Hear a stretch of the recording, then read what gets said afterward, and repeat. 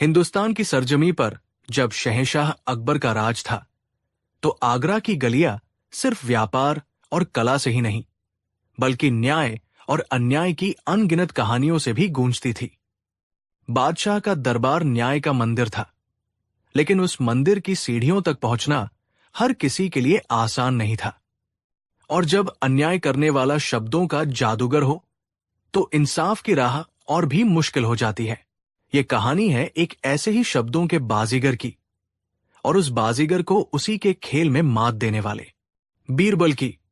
आगरा के सबसे अमीर व्यापारियों में से एक था धनराज। उसका नाम जितना धन से जुड़ा था, उतना ही उसका काम अधर्म से। वो पैसे उधार देता था, लेकिन उसका तरीका अनोखा था। वो किसी को डराता धमकाता नहीं था, बल्कि वो अपने शिकार को एक ऐसे शर्तनामे में फंसाता था जिससे निकलना नामुमकिन हो। उसके शर्तनामे कानूनी रूप से इतने पक्के होते थे कि बादशाह का कानून भी उसके सामने बेबस नजर आता था। लोग उसे शर्तों का सौदागर कहते थे।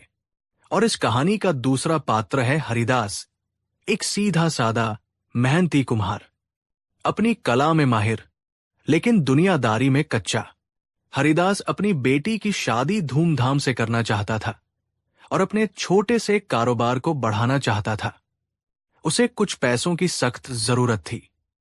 कई दरवाजे खटखटाने के बाद थक-हार कर वो धनराज की हवेली पहुंच गया। धनराज अपनी भव्य गद्दी पर बैठा था। उसके चेहरे पर एक मक्कार मुस्कान थी और हरिदास उसके सामने हाथ जोड़े खड़ा था। धनराज ने मीठी आवाज में कहा, आओ हरिदास, सुना है तुम्हें मदद की जरूरत है। चिंता मत करो। धनराज किसी को खाली हाथ नहीं लौटाता। तुम्हें कितने पैसे चाहिए? हरिदास ने हिचकिचाते हुए कहा, सेठ जी, मुझे 500 सोने की मोहरें चाहिए। मैं वादा करता हूं, फसल अच्छी होते ही आपकी पाई पाई चुका दूंगा। अरे, इसमें वादे की क्या बात है? धनराज बोला, मुझे तुम जैसे ईमानदार लोगों पर पूरा भरोसा है। मैं तुम्हें 500 नहीं, 600 मोहरें दूंगा। बस एक छोटा सा शर्तनामा है जिस पर तुम्हें अंगूठा लगाना होगा। ये तो बस एक औपचारिकता है। हरिदास ने शर्तनामा देखा। उसमें जटिल भाषा में बहुत कुछ लिखा था। धनराज ने उसे मुख्य शर्तें पढ़कर सुनाई। देखो, शर्तें बहुत सीधी है। पहली शर्त, जब तक सूरज पूरब से उगता और पश्चिम में ढलता रहेगा, तब तक हर माह की पूर्णिमा को तुम्हें मूलधन का 10वां हिस्सा ब्याज के रूप में देना होगा। दूसरी शर्त, यदि किसी भी पूर्णिमा को ब्याज चुकाने में देरी हुई तो मूलधन दोगुना हो जाएगा। और आखिरी शर्त बस हमारी दोस्ती की निशानी है। धनराज ने जानबूझकर आखिरी शर्त को बहुत हल्के फुल्के अंदाज में पढ़ा। इसमें लिखा है, यह कर्ज तब तक समाप्त नहीं माना जाएगा जब तक कर्जदार स्वयं मेरे पास आकर आसमान के सारे तारे मेरे हाथों में न रखते।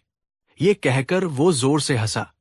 हा हा हा, ये तो बस लिखने की बात है ताकि हमारा रिश्ता हमेशा बना रहे। हरिदास को आखिरी शर्त थोड़ी अजीब लगी, लेकिन धनराज की मीठी बातों और 600 मोहरों की चमक के आगे उसकी बुद्धि ने काम करना बंद कर दिया। उसने सोचा, ये तो कोई मजाक ही होगा। भला आसमान के तारे कोई कैसे तोड़कर ला सकता है? उसने बिना सोचे समझे शर्तनामे पर अपना अंगूठा लगा दिया। किस्मत ने हरिदास का साथ छोड़ दिया। 1 साल तक सब ठीक चला, लेकिन फिर बेमौसम बरसात ने उसकी पूरी मेहनत पर पानी फेर दिया। वो उस महीने की पूर्णिमा का ब्याज नहीं चुका पाया और यहीं से धनराज का असली खेल शुरू हुआ। हरिदास धनराज के पैरों में गिर पड़ा। सेठ जी, मुझ पर रहम करो। इस बार मुझे माफ कर दो। अगली बार मैं सब चुका दूंगा। धनराज की आवाज अब ठंडी और कठोर हो चुकी थी। हरिदास, मैं क्या कर सकता हूं? शर्तनामे में साफ लिखा है, तुम्हारा कर्ज अब 600 से बढ़कर 1200 मोहरे हो गया है, और जब तक तुम ये नहीं चुकाते, तुम्हारा घर, तुम्हारी जमीन, सब कुछ मेरा हुआ। धनराज ने कानूनी तौर पर हरिदास का सब कुछ छीन लिया। हरिदास और उसका परिवार सड़क पर आ गए। वो हर दरवाजे पर गया, लेकिन धनराज के शर्तनामे के आगे किसी की न चली। जब सारी उम्मीदें खत्म हो गई, तब किसी ने उसे सलाह दी, एक ही इंसान है जो तुम्हें इस जाल से निकाल सकता है। बादशाह के नवरत्न बीरबल। फटे कपड़ों और सूनी आंखों के साथ हरिदास ने बादशाह अकबर के सामने अपनी पूरी कहानी सुनाई। उसने शर्तनामा भी पेश किया। अकबर ने जब शर्तनामा पढ़ा तो उनका चेहरा गुस्से से लाल हो गया। वो गरजते हुए बोले, ये सरासर अन्याय है। धनराज को फौरन पेश किया जाए। हम उसे इस धोखेबाजी की सजा देंगे। बीरबल ने शांत भाव से कहा, एक पल रुकिए जहांपनाह। अगर हम भावनाओं में बहकर कोई फैसला लेंगे तो धनराज इसे कानून के खिलाफ बताकर बच निकलेगा। शर्तनामे पर हरिदास का अंगूठा है, जिसका अर्थ है कि उसने इन शर्तों को स्वीकार किया है। हमें उसे कानून से नहीं, बुद्धि से हराना होगा। तो तुम क्या कहते हो बीरबल? अकबर ने पूछा, क्या इस बेचारे को न्याय नहीं मिलेगा? न्याय अवश्य मिलेगा जहांपनाह, पर उसके लिए हमें धनराज का खेल उसी के नियमों से खेलना होगा। मुझे कुछ समय दीजिए। बीरबल ने मामले की तह तक जाने का फैसला किया। उन्होंने पाया कि धनराज ने इसी तरह की असंभव शर्तों के साथ दर्जनों लोगों को बर्बाद किया था। बीरबल ने शर्तनामे को बार बार पढ़ा। उनकी आंखें उस एक पंक्ति पर टिक गई, आसमान के सारे तारे मेरे हाथों में न रखते। बीरबल के चेहरे पर एक हल्की सी मुस्कान आई। उन्हें धनराज को मात देने का रास्ता मिल गया था। अगले दिन धनराज पूरे आत्मविश्वास और अहंकार के साथ दरबार में हाजिर हुआ। उसे यकीन था कि कोई उसका कुछ नहीं बिगाड़ सकता। शहंशाह को मेरा प्रणाम। मुझे यहां क्यों बुलाया गया है? बीरबल ने जवाब दिया, धनराज, तुम्हें यहां न्याय के लिए बुलाया गया है। हरिदास अपना कर्ज चुकाने के लिए तैयार है। यह सुनकर धनराज और पूरा दरबार हैरान रह गया। धनराज हंसते हुए बोला, कर्ज चुकाने के लिए? क्या इसके पास 1200 मोहरें हैं? और अगर है भी तो भी कर्ज पूरा नहीं होगा। शर्तनामे की आखिरी शर्त याद है ना? हां, हमें अच्छी तरह याद है, बीरबल ने कहा।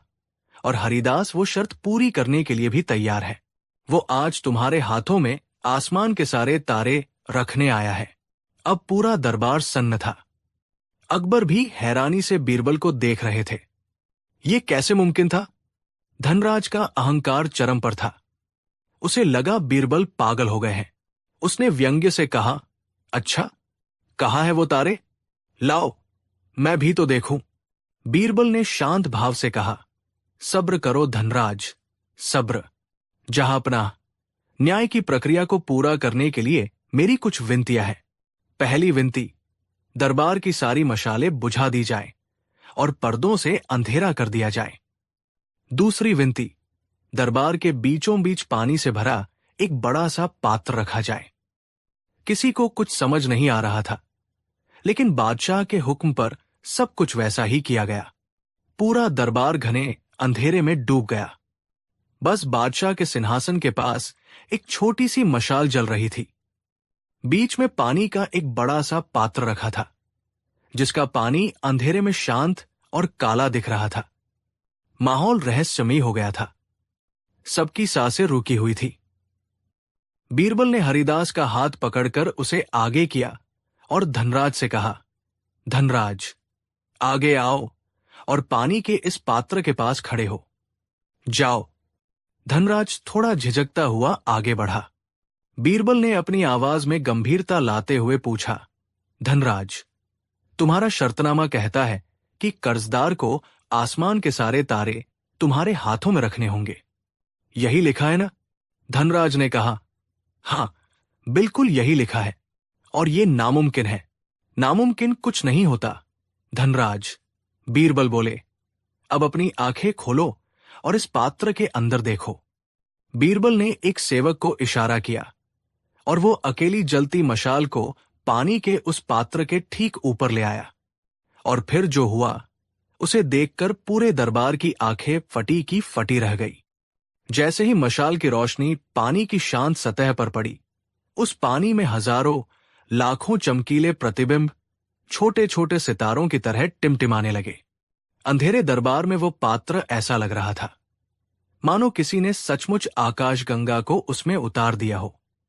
बीरबल की आवाज पूरे दरबार में गूंजी, देखो धनराज, आसमान के सारे तारे इस पात्र में उतर आए हैं। हरिदास ने अपनी शर्त पूरी कर दी है। अब आगे बढ़ो और इन्हें अपने हाथों में उठा लो। एक पल के लिए सन्नाटा छा गया और फिर सबको बीरबल की चतुराई समझ आई। धनराज का चेहरा पीला पड़ गया, वो कांपने लगा। वो हकलाते हुए बोला, ये धोखा है, ये असली तारे नहीं है, ये तो बस रोशनी का प्रतिबिंब है। बीरबल मुस्कुराए और बोले, क्यों धनराज, तुम्हारे शर्तनामे में कहाँ लिखा है कि तारे असली होने चाहिए?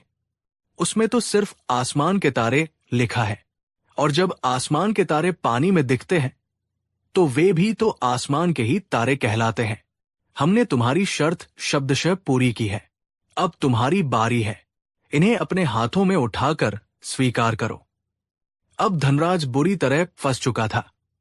अगर वो कहता कि वो इन्हें नहीं उठा सकता तो वो खुद कर्ज की अदायगी को अस्वीकार कर रहा था, और अगर वो पानी में हाथ डालता तो उसके हाथ में सिर्फ पानी आता, तारे नहीं। वो अपनी ही बुनी हुई जाल में एक मकड़ी की तरह छटपटा रहा था। उसकी सारी चालाकी, सारा अहंकार पानी में चमकते उन झूठे सितारों के सामने चूर चूर हो गया। धनराज घुटनों के बल गिर पड़ा। पूरा दरबार पहले हंसा और फिर बीरबल की जय हो के नारों से गूंज उठा। अकबर अपनी हंसी रोकते हुए गर्व से बोले, वाह बीरबल, वाह, तुमने साबित कर दिया कि बुद्धि की तलवार धोखे की हर ढाल को काट सकती है। फिर उन्होंने धनराज की ओर मुड़कर हुक्म सुनाया, धनराज, तुमने कानून का मजाक बनाकर गरीबों को लूटा है। तुम्हारा ये शर्तनामा अभी और इसी वक्त रद्द किया जाता है। हरिदास का सारा सामान उसे ब्याज सहित वापस किया जाए, और तुम्हारे पिछले सारे शर्तनामों की जांच का हुक्म दिया जाता है। तुम्हें तुम्हारे हर गुनाह की सजा मिलेगी। हरिदास और उसका परिवार खुशी से रो रहे थे। उसने बीरबल के पैर छुए और कहा, आपने हमें नई जिंदगी दी, मंत्री जी, हम आपके ये उपकार कभी नहीं भूलेंगे। बीरबल ने उसे उठाकर गले लगाते हुए कहा, यह मेरा फर्ज था हरिदास। याद रखना, अन्याय कितना भी शक्तिशाली क्यों न लगे, सत्य और बुद्धि के सामने उसे एक दिन घुटने टेकने ही पड़ते हैं। उस रात बीरबल और अकबर महल की छत पर खड़े रात के असली तारों को देख रहे थे। बीरबल की चतुराई ने न सिर्फ हरिदास को न्याय दिलाया था, बल्कि पूरे आगरा को एक धूर्त सौदागर के आतंक से मुक्त कर दिया था। यह कहानी इस बात का प्रमाण बन गई कि शब्दों का जाल बुनने वाला अक्सर अपने ही जाल में उलझ जाता है। कहानी 2 उन दिनों की बात है जब काशी से चलकर एक पंडित आगरा आया, जिसका नाम था देवदत्त शर्मा। पंडित देवदत्त सिर्फ नाम का पंडित नहीं था, उसे वेदों, पुराणों और धर्म ग्रंथों का गहरा ज्ञान था। उसकी वाणी में सरस्वती का वास था, और जब वो बोलता तो सुनने वाले मंत्रमुग्ध हो जाते थे। लेकिन उसके ज्ञान पर लालच की एक मोटी परत चढ़ी हुई थी। वो अपनी विद्वता का उपयोग लोगों की मदद करने के ढोंग में उन्हें लूटने के लिए करता था। उसने छोटे मोटे नगरों में कई अमीर सेठों को अपनी बातों के जाल में फंसाकर अच्छी खासी संपत्ति बना ली थी। अब उसकी नजर हिंदुस्तान के सबसे अमीर आदमी यानी खुद बादशाह अकबर पर थी। पंडित देवदत्त ने कई सप्ताह लगाकर अकबर की दिनचर्या, उनकी रुचियों और उनकी कमजोरियों का अध्ययन किया। उसने जाना कि बादशाह अपने पूर्वजों, विशेषकर अपने पिता हुमायूं और दादा बाबर का बहुत सम्मान करते हैं, और अक्सर ये सोचते हैं कि वे परलोक में किस हाल में होंगे। बस देवदत्त को अपनी योजना की चाबी मिल गई। एक दिन वो एक पुरानी जीर्ण शीर्ण पोथी लेकर बादशाह अकबर के दरबार में उपस्थित हुआ। उसकी वेशभूषा एक महान तपस्वी जैसी थी, और चेहरे पर ऐसा तेज था कि बादशाह भी प्रभावित हुए बिना न रह सके। शहशाह हिंद की जय हो। पंडित ने अपनी मधुर किंतु गंभीर आवाज में कहा, मैं काशी से चलकर आपके दर्शनों के लिए आया हूं। मेरे पूर्वजों ने वर्षों तक हिमालय की कंदराओं में तपस्या करके कुछ ऐसे गुप्त और दुर्लभ धर्म ग्रंथों को संरक्षित किया है जो आम दुनिया की पहुंच से बाहर है। उन्हीं में से एक ये स्वर्गारोहण संहिता है। अकबर ने उत्सुकता से पूछा, पंडित जी, इस संहिता में ऐसा क्या विशेष है? देवदत्त ने एक रहस्यमयी मुस्कान के साथ कहा, जहां पनाह, इसमें इस धरती से सीधे स्वर्ग तक पहुंचने का मार्ग बताया गया है।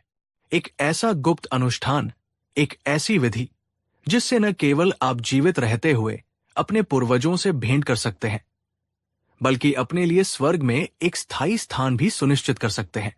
यह सुनकर पूरे दरबार में हलचल मच गई। स्वर्ग जाने का रास्ता, यह तो असंभव सी बात थी, लेकिन पंडित देवदत्त की बातों में ऐसा जादू था कि लोग उसकी बातों पर विश्वास करने को मजबूर हो रहे थे। अकबर की आंखों में चमक आ गई। क्या यह सचमुच संभव है? क्या मैं अपने वालिद साहब से मिल सकता हूं? निश्चित रूप से, जहांपनाह, देवदत्त ने कहा। इस संहिता में स्वर्ग की सीढ़ियों के निर्माण की विधि लिखी है। ये एक अत्यंत पवित्र और खर्चीला अनुष्ठान है जिसे केवल आप जैसा प्रतापी और धर्मपरायण राजा ही संपन्न कर सकता है।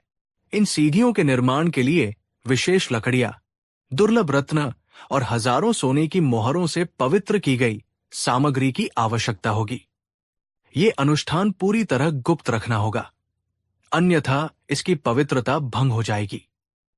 अकबर, जो अपने पूर्वजों से मिलने की कल्पना मात्र से ही भावुक हो गए थे, तुरंत इस अनुष्ठान के लिए तैयार हो गए।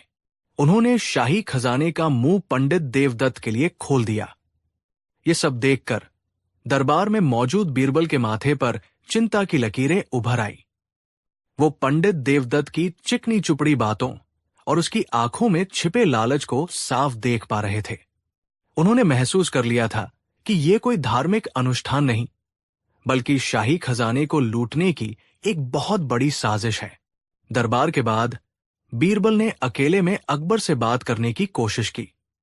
जहांपनाह, मेरी गुस्ताखी माफ करें, लेकिन क्या आपको इस पंडित पर पूरा भरोसा है? स्वर्ग जाने का रास्ता कर्मों से बनता है, लकड़ी और सोने की सीढ़ियों से नहीं। अकबर, जो उस समय पूरी तरह पंडित के प्रभाव में थे, नाराज हो गए। बीरबल, तुम हर बात में तर्क क्यों खोजते हो? ये आस्था का विषय है, बुद्धि का नहीं। पंडित देवदत्त एक महान ज्ञानी है, तुम उनकी विद्वता पर शक मत करो। और हमने फैसला कर लिया है, इस मामले में हम तुम्हारी कोई सलाह नहीं सुनेंगे। बीरबल समझ गए कि सीधे तौर पर अकबर को समझाना नामुमकिन है। बादशाह अंधविश्वास के जाल में बुरी तरह फंस चुके थे। अब पंडित देवदत्त को बेनकाब करने के लिए बीरबल को एक ऐसा जाल बिछाना था जिसमें वो खुद आकर फंसे। उन्होंने चुप रहना ही बेहतर समझा और सही मौके का इंतजार करने लगे।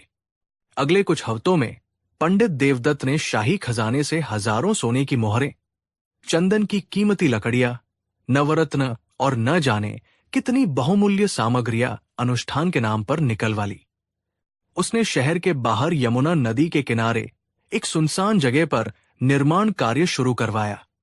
उस जगह पर बादशाह और पंडित के अलावा किसी को भी जाने की इजाजत नहीं थी। हर कुछ दिन बाद पंडित एक नई मांग लेकर आता, कभी ग्रहों की शांति के लिए 100 गायों का दान, तो कभी पवित्र यज्ञ के लिए मन भर घी और सोना। अकबर आंख बंद करके उसकी हर मांग पूरी कर रहे थे। बीरबल दूर से ये सब देख रहे थे। उन्होंने अपने जासूसों से पंडित देवदत्त के अतीत के बारे में पता लगवाया तो उनके शक को और बल मिला।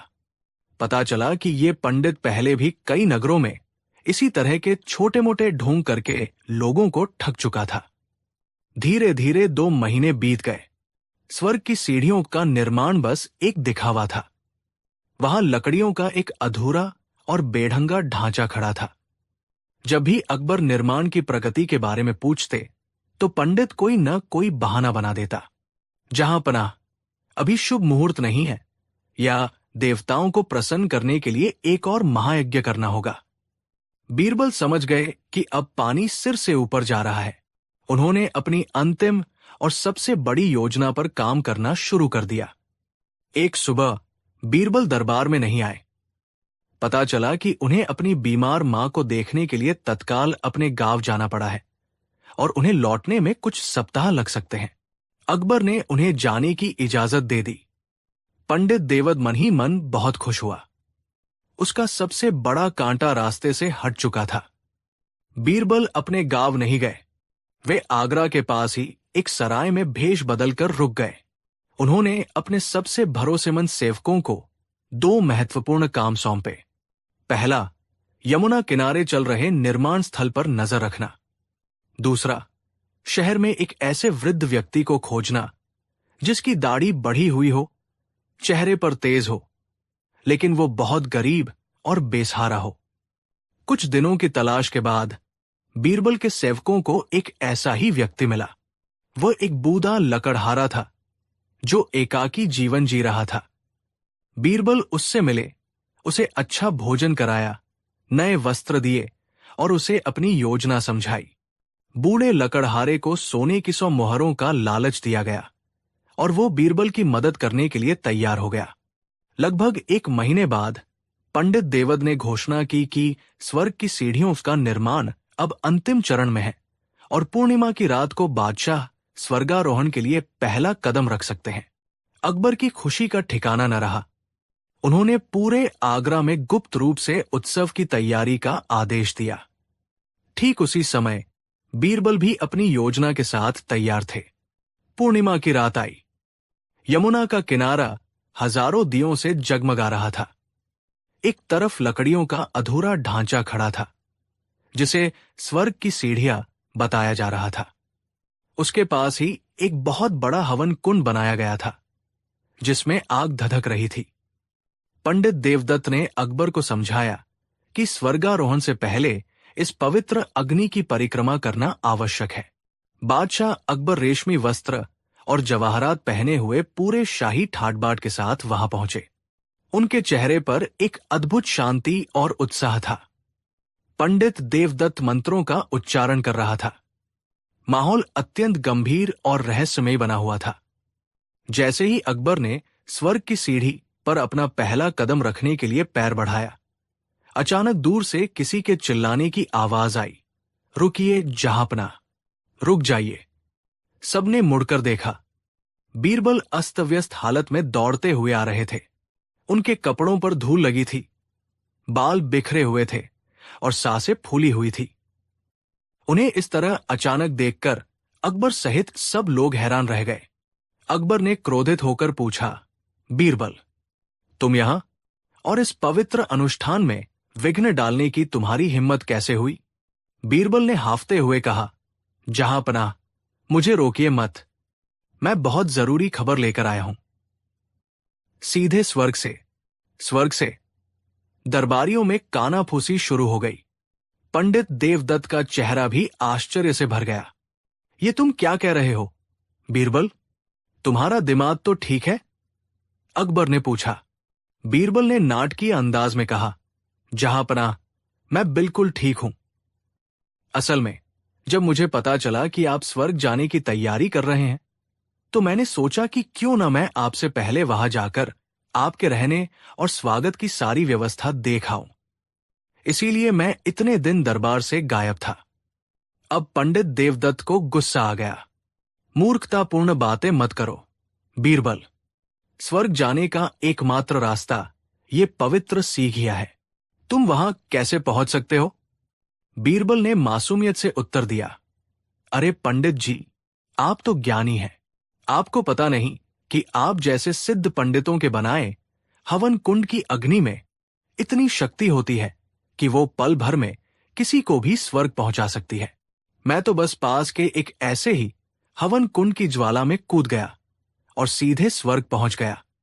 ये सुनकर पंडित देवद के चेहरे का रंग उड़ गया। वो अपनी ही बुनी बात में फंसता दिख रहा था। अगर वो कहता कि हवन की आग से कोई स्वर्ग नहीं जा सकता, तो उसका अपना अनुष्ठान झूठा साबित हो जाता।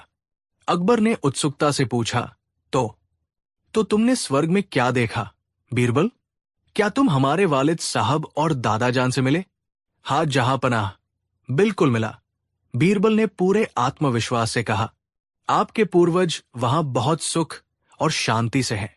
वे आपके इस प्रयास से बहुत प्रसन्न हैं कि आप उनसे मिलने के लिए सीढ़ियां बनवा रहे हैं। उन्होंने आपके लिए ढेर सारा आशीर्वाद और प्यार भेजा है। लेकिन बीरबल यहां आकर एक पल के लिए रुके, जिससे सबकी उत्सुकता और बढ़ गई। लेकिन उन्हें स्वर्ग में एक बहुत बड़ी समस्या का सामना करना पड़ रहा है। समस्या? स्वर्ग में कैसी समस्या? अकबर ने हैरानी से पूछा। बीरबल ने गंभीर चेहरा बनाकर कहा, जहां पनाह, स्वर्ग में बाकी सब कुछ है। खूबसूरत अप्सराएं हैं, मीठे फलों के बाग हैं, अमृत की नदियां हैं, महान संगीतकार और विद्वान भी हैं। लेकिन एक चीज की बहुत भारी कमी है। वहां कोई अच्छा न्याय नहीं है। दरबार में मौजूद लोग अपनी हंसी रोकने की कोशिश करने लगे। ये बात सुनने में बड़ी अजीब थी। बीरबल ने अपनी बात जारी रखी।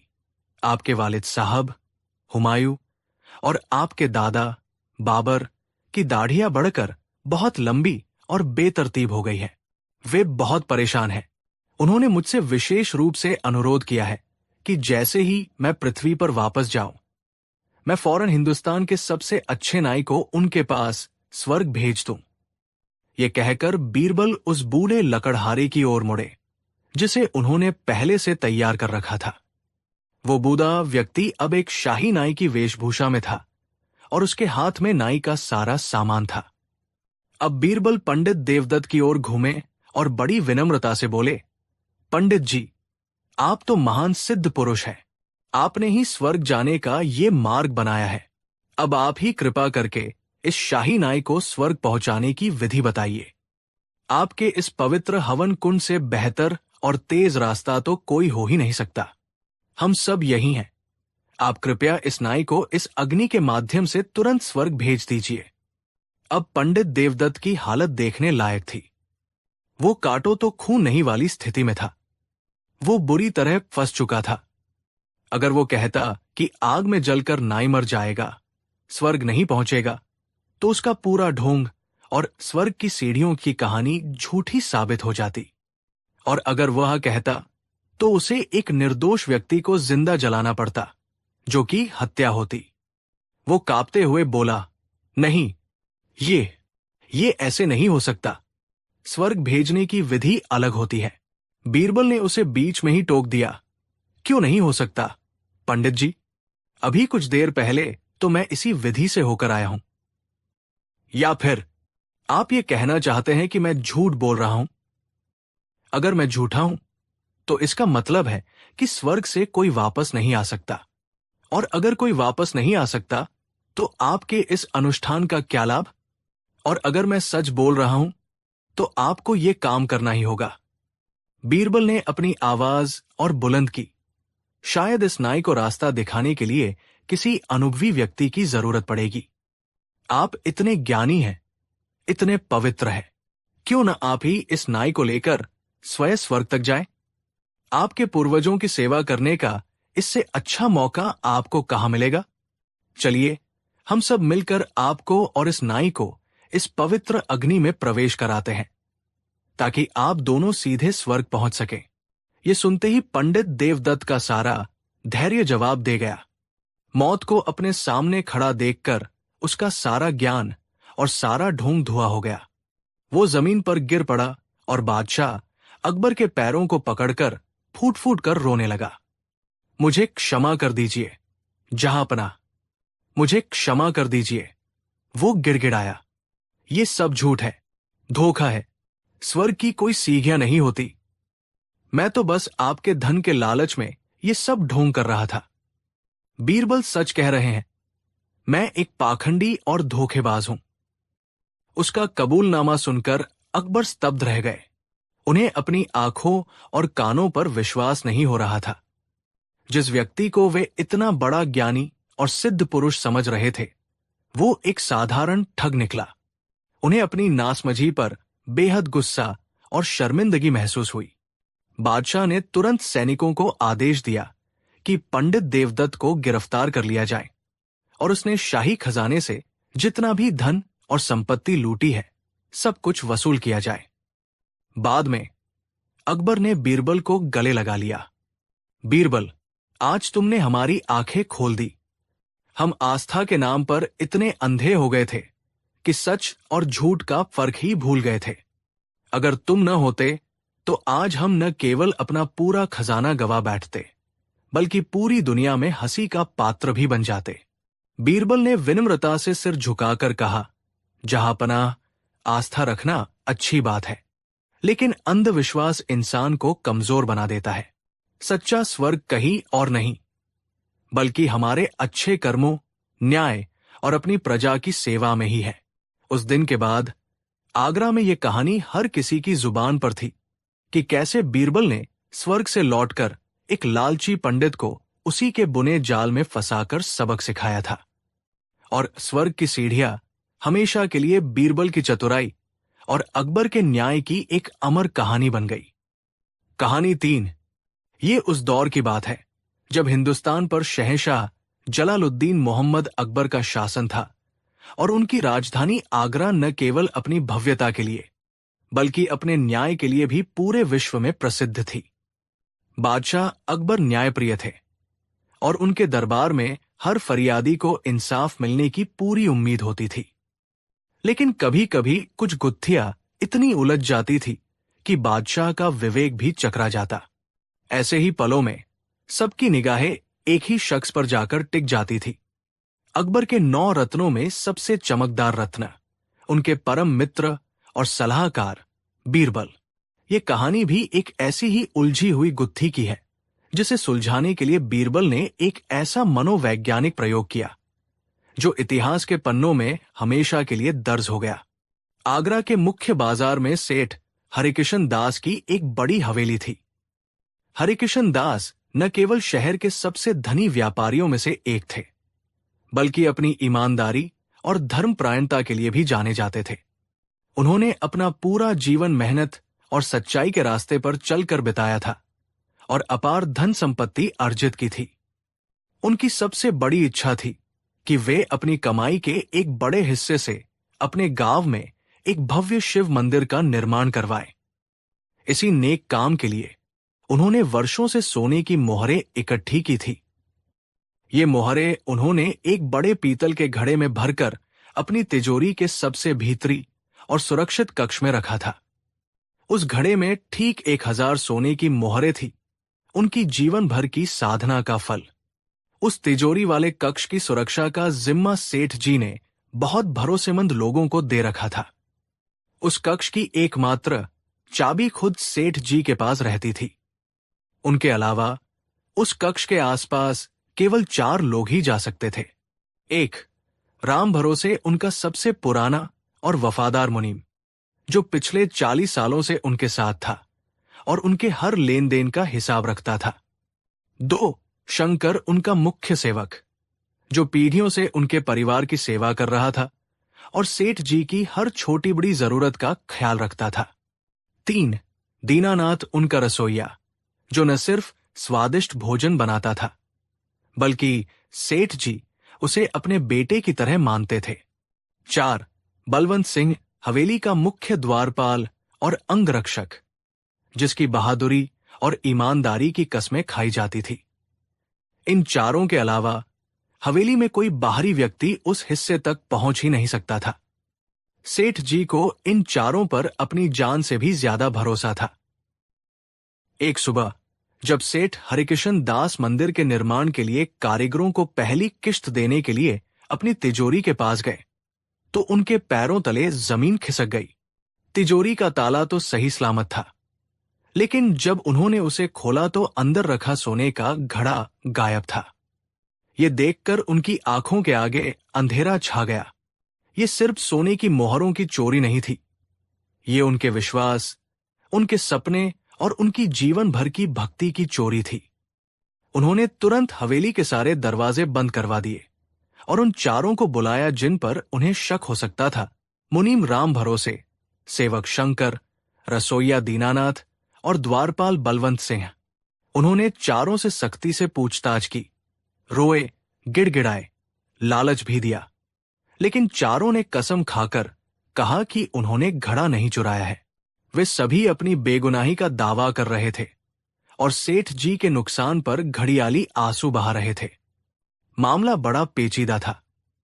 तिजोरी का ताला नहीं टूटा था, जिसका मतलब था कि चोर के पास या तो नकली चाबी थी या उसे किसी तरह असली चाबी हाथ लग गई थी। और यह निश्चित था कि चोर उन चारों में से ही कोई एक था, क्योंकि किसी बाहरी व्यक्ति का वहां तक पहुंचना नामुमकिन था। सेठ हरिकिशन दास के पास अब एक ही रास्ता बचा था, बादशाह अकबर का दरबार। अगले दिन भरे दरबार में सेठ हरिकिशन दास ने अपनी दुख भरी कहानी सुनाई। उनकी आंखों में आंसू और आवाज में पीड़ा थी। 1000 सोने की मोहरों की चोरी की बात सुनकर पूरा दरबार सन्न रह गया। बादशाह अकबर का चेहरा क्रोध से तमतमा उठा। एक ईमानदार व्यापारी के घर में इतनी बड़ी चोरी, यह हमारे शासन पर एक धब्बा है। बादशाह गरजे, उन चारों संदिग्धों को फौरन हमारे सामने पेश किया जाए। हुक्म की तामील हुई और चारों राम भरोसे, शंकर, दीनानाथ और बलवंत सिन्हा को दरबार में पेश किया गया। चारों के चेहरे पर डर साफ झलक रहा था। अकबर ने एक एक कर सबसे सवाल किए। राम भरोसे, तुम 40 साल से सेठ जी के साथ हो, तुम्हें उनके हर पैसे का हिसाब पता है। क्या लालच ने तुम्हारी नीयत बिगाड़ दी? राम भरोसे रोते हुए बोला, अन्नदाता, मैंने सेठ जी का नमक खाया है।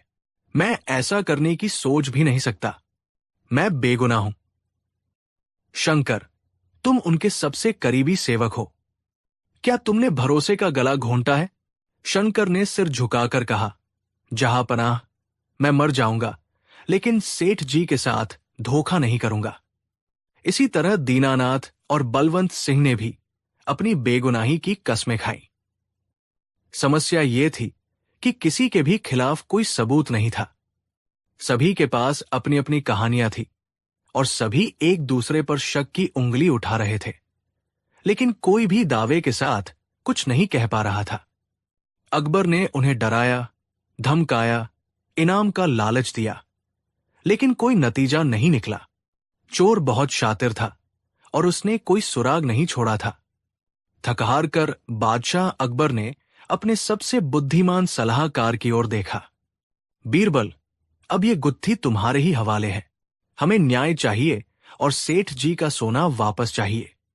इन चारों में से ही कोई एक झूठा है, धोखेबाज है और चोर है। सच को बाहर निकालो। बीरबल ने अपनी जगह से उठकर बादशाह को सलाम किया। उन्होंने चारों संदिग्धों को गौर से देखा। उनकी आंखें किसी जौहरी की तरह हर चेहरे के भाव, हर हरकत और हर नजर को तौल रही थी। कुछ देर खामोशी के बाद बीरबल बोले, जहांपनाह, सच और झूठ के बीच का पर्दा बहुत महीन होता है। इसे तलवार से नहीं, सुई से हटाना पड़ता है। चोर ये जानता है कि उसके खिलाफ कोई सबूत नहीं है, इसलिए वो डरा हुआ नहीं है। हमें उसके दिल में डर पैदा करना होगा। मुझे इन चारों को अपनी निगरानी में रखने की इजाजत दी जाए और मुझे 24 घंटे का समय दिया जाए। अकबर ने इजाजत दे दी। बीरबल उन चारों को अपने साथ ले गए और उन्हें एक बड़े कमरे में ठहराया। उन्होंने उन चारों से कहा, तुम सब यही रहोगे। कल सुबह दरबार में यह फैसला हो जाएगा कि चोर कौन है। रात भर बीरबल सोचते रहे। उन्हें पता था कि सामान्य पूछताछ से कोई फायदा नहीं होगा। चोर को पकड़ने के लिए एक जाल बिछाना होगा, एक ऐसा जाल जो दिखाई न दे, लेकिन जिसमें चोर खुद आकर फंस जाए। अगली सुबह दरबार फिर से लगा। सेठ हरिकिशन दास और चारों संदिग्ध मौजूद थे। सबकी नजरें बीरबल पर टिकी थी। बीरबल शांत भाव से बादशाह के सामने आए। उनके हाथ में एक कपड़े से ढकी हुई कोई चीज थी। जहांपनाह, बीरबल ने बोलना शुरू किया, चोर को पकड़ने के लिए मैंने एक दैवीय सहायता ली है। मेरे हाथ में जो ये लकड़ियां हैं, ये कोई साधारण लकड़ियां नहीं है। ये कहकर बीरबल ने कपड़ा हटाया। उसके नीचे एक जैसी लंबाई की 4 लकड़ी की छड़ियां थी। वे बिल्कुल सीधी, चिकनी और एक समान थी। ऐसा लग रहा था जैसे उन्हें एक ही पेड़ की डाली से काटा गया हो। दरबार में कानाफूसी शुरू हो गई। लकड़ियों से चोर कैसे पकड़ा जाएगा? बीरबल ने अपनी आवाज में रहस्य घोलते हुए कहा, ये न्याय की छड़ियां है। मैं इन्हें हिमालय की एक गुप्त गुफा से लाया हूं, जहां एक साधु ने इन्हें अपनी शक्तियों से सिद्ध किया है। इन छड़ियों में एक जादुई शक्ति है, ये सच और झूठ को पहचान सकती है। अब दरबार में पूरी तरह सन्नाटा था। चारों संदिग्धों के चेहरे पर हवाइयां उड़ने लगी। बीरबल ने आगे समझाया, मैं तुम चारों को इनमें से एक एक छड़ी दूंगा। तुम इसे आज रात अपने पास रखोगे। चूंकि ये जादुई छड़ियां हैं, तो जो बेगुनाह होगा उसकी छड़ी सुबह तक वैसी की वैसी ही रहेगी। लेकिन जिसने चोरी की है, ये जादुई छड़ी उसे पहचान लेगी और सजा देने के लिए रात भर में ठीक 1 इंच लंबी हो जाएगी। ये सुनकर चारों के होश उड़ गए। बीरबल ने एक एक कर सबको एक एक छड़ी दी और कहा, जाओ और कल सुबह अपनी अपनी छड़ी लेकर दरबार में हाजिर होना। न्याय की छड़ी खुद बता देगी कि चोर कौन है। चारों संदिग्ध अपनी अपनी छड़ी लेकर चले गए। उनके मन में उथल पुथल मची हुई थी। जो बेगुनाह थे वे तो निश्चिंत थे कि उनकी छड़ी नहीं बढ़ेगी, लेकिन उन्हें यह डर भी था कि कहीं जादू सचमुच का हुआ तो। वहीं जो असली चोर था, उसकी हालत सबसे ज्यादा खराब थी। रात हुई। हवेली के अलग अलग कमरों में चारों अपनी अपनी छड़ी के साथ बंद थे। शंकर, दीनानाथ और बलवंत सिंह ने अपनी अपनी छड़ी को कमरे के कोने में रख दिया और सोने की कोशिश करने लगे। उन्हें पूरा यकीन था कि वे निर्दोष है और सुबह उनकी छड़ी जस की तस मिलेगी। लेकिन मुनीम राम भरोसे की आंखों में नींद नहीं थी।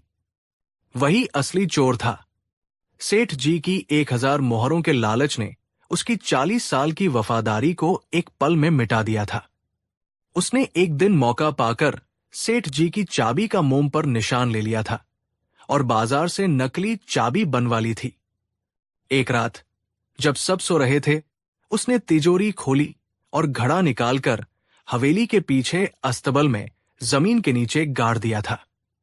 उसे यकीन था कि वो कभी पकड़ा नहीं जाएगा। लेकिन आज बीरबल की बात ने उसके दिल में खौफ पैदा कर दिया था। वो कमरे में बेचैनी से टहल रहा था। ये बीरबल बहुत मायावी है, वो खुद से बुदबुदाया। क्या ये छड़ियां सच में जादुई है? अगर ये छड़ी सच में 1 इंच बढ़ गई तो सुबह मैं सबके सामने पकड़ा जाऊंगा। बादशाह मुझे जिंदा जमीन में गड़वा देंगे। मेरी इज्जत, मेरा परिवार, सब कुछ मिट्टी में मिल जाएगा। नहीं नहीं, मुझे कुछ करना होगा। उसका दिमाग तेजी से काम करने लगा। वो एक मुनीम था, हिसाब किताब में माहिर। उसने सोचा, अगर ये छड़ी रात में 1 इंच बढ़ने वाली है तो क्यों ना मैं बीरबल से भी ज्यादा होशियार बनूं। मैं अभी इस छड़ी को 1 इंच छोटा काट देता हूं। रात भर में जब ये 1 इंच बढ़ेगी तो सुबह तक ये वापस अपनी असली लंबाई पर आ जाएगी और मेरी छड़ी बाकी सबकी छड़ियों के बराबर हो जाएगी। बीरबल का जादू उसी पर उल्टा पड़ जाएगा। वाह राम भरोसे, क्या तरकीब सोची है। अपनी इस चालाकी पर वो मन ही मन खुश हो गया। उसने दरवाजे की कुंडी जांची, खिड़कियां बंद की और फिर अपनी धोती में छिपाए छोटे से चाकू से छड़ी के निचले सिरे को बहुत सावधानी से ठीक 1 इंच काटकर अलग कर दिया। कटे हुए टुकड़े को उसने अंगीठी की राख में छिपा दिया। अब वो पूरी तरह निश्चिंत था। उसने अपनी छोटी हो चुकी छड़ी को सिरहाने रखा और चैन की नींद सो गया। अगली सुबह दरबार की कार्यवाही शुरू हुई। माहौल में एक अजीब सा तनाव था। बादशाह अकबर अपने सिंहासन पर विराजमान थे और उनकी नजरें दरवाजे पर टिकी थी। बीरबल उनके पास शांत खड़े थे, जैसे उन्हें पहले से ही सब कुछ पता हो। चारों संदिग्धों को एक एक कर बुलाया गया। सबसे पहले सेवक शंकर आया। उसके चेहरे पर आत्मविश्वास था। उसने अपनी छड़ी बीरबल को दी।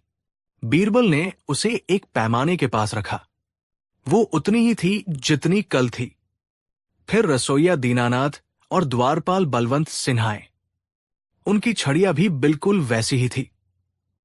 वे दोनों राहत की सांस लेकर अपनी जगह खड़े हो गए। अब आखिरी बारी थी मुनीम राम भरोसे की। वो बड़े आत्मविश्वास के साथ आगे बढ़ा। उसके चेहरे पर एक विजयी मुस्कान थी, जैसे वो बीरबल को मात देकर आया हो। उसने अपनी छड़ी बीरबल के हाथ में थमा दी।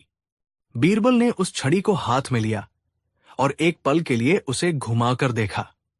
फिर उन्होंने उसे बाकी तीनों छड़ियों के साथ रखा, और जैसे ही उन्होंने ऐसा किया, पूरे दरबार में एक सन्नाटा छा गया। राम भरोसे की छड़ी बाकी तीनों छड़ियों से साफ साफ 1 इंच छोटी थी। बीरबल ने अपनी उंगली से उस छोटी छड़ी की ओर इशारा करते हुए बादशाह से कहा, जहांपनाह, चोर आपके सामने खड़ा है। राम भरोसे का चेहरा सफेद पड़ गया। वो कांपने लगा। नहीं, ये कैसे हो सकता है? मेरी छड़ी तो। वो अपनी बात पूरी नहीं कर पाया। बीरबल ने जोर से हंसते हुए कहा, तुम्हारी छड़ी को बढ़ना था राम भरोसे, लेकिन वो तो छोटी हो गई। जानते हो क्यों? बीरबल ने दरबार की ओर मुड़कर समझाया, जहांपनाह, इन छड़ियों में कोई जादू नहीं था। ये तो साधारण लकड़ी के टुकड़े थे।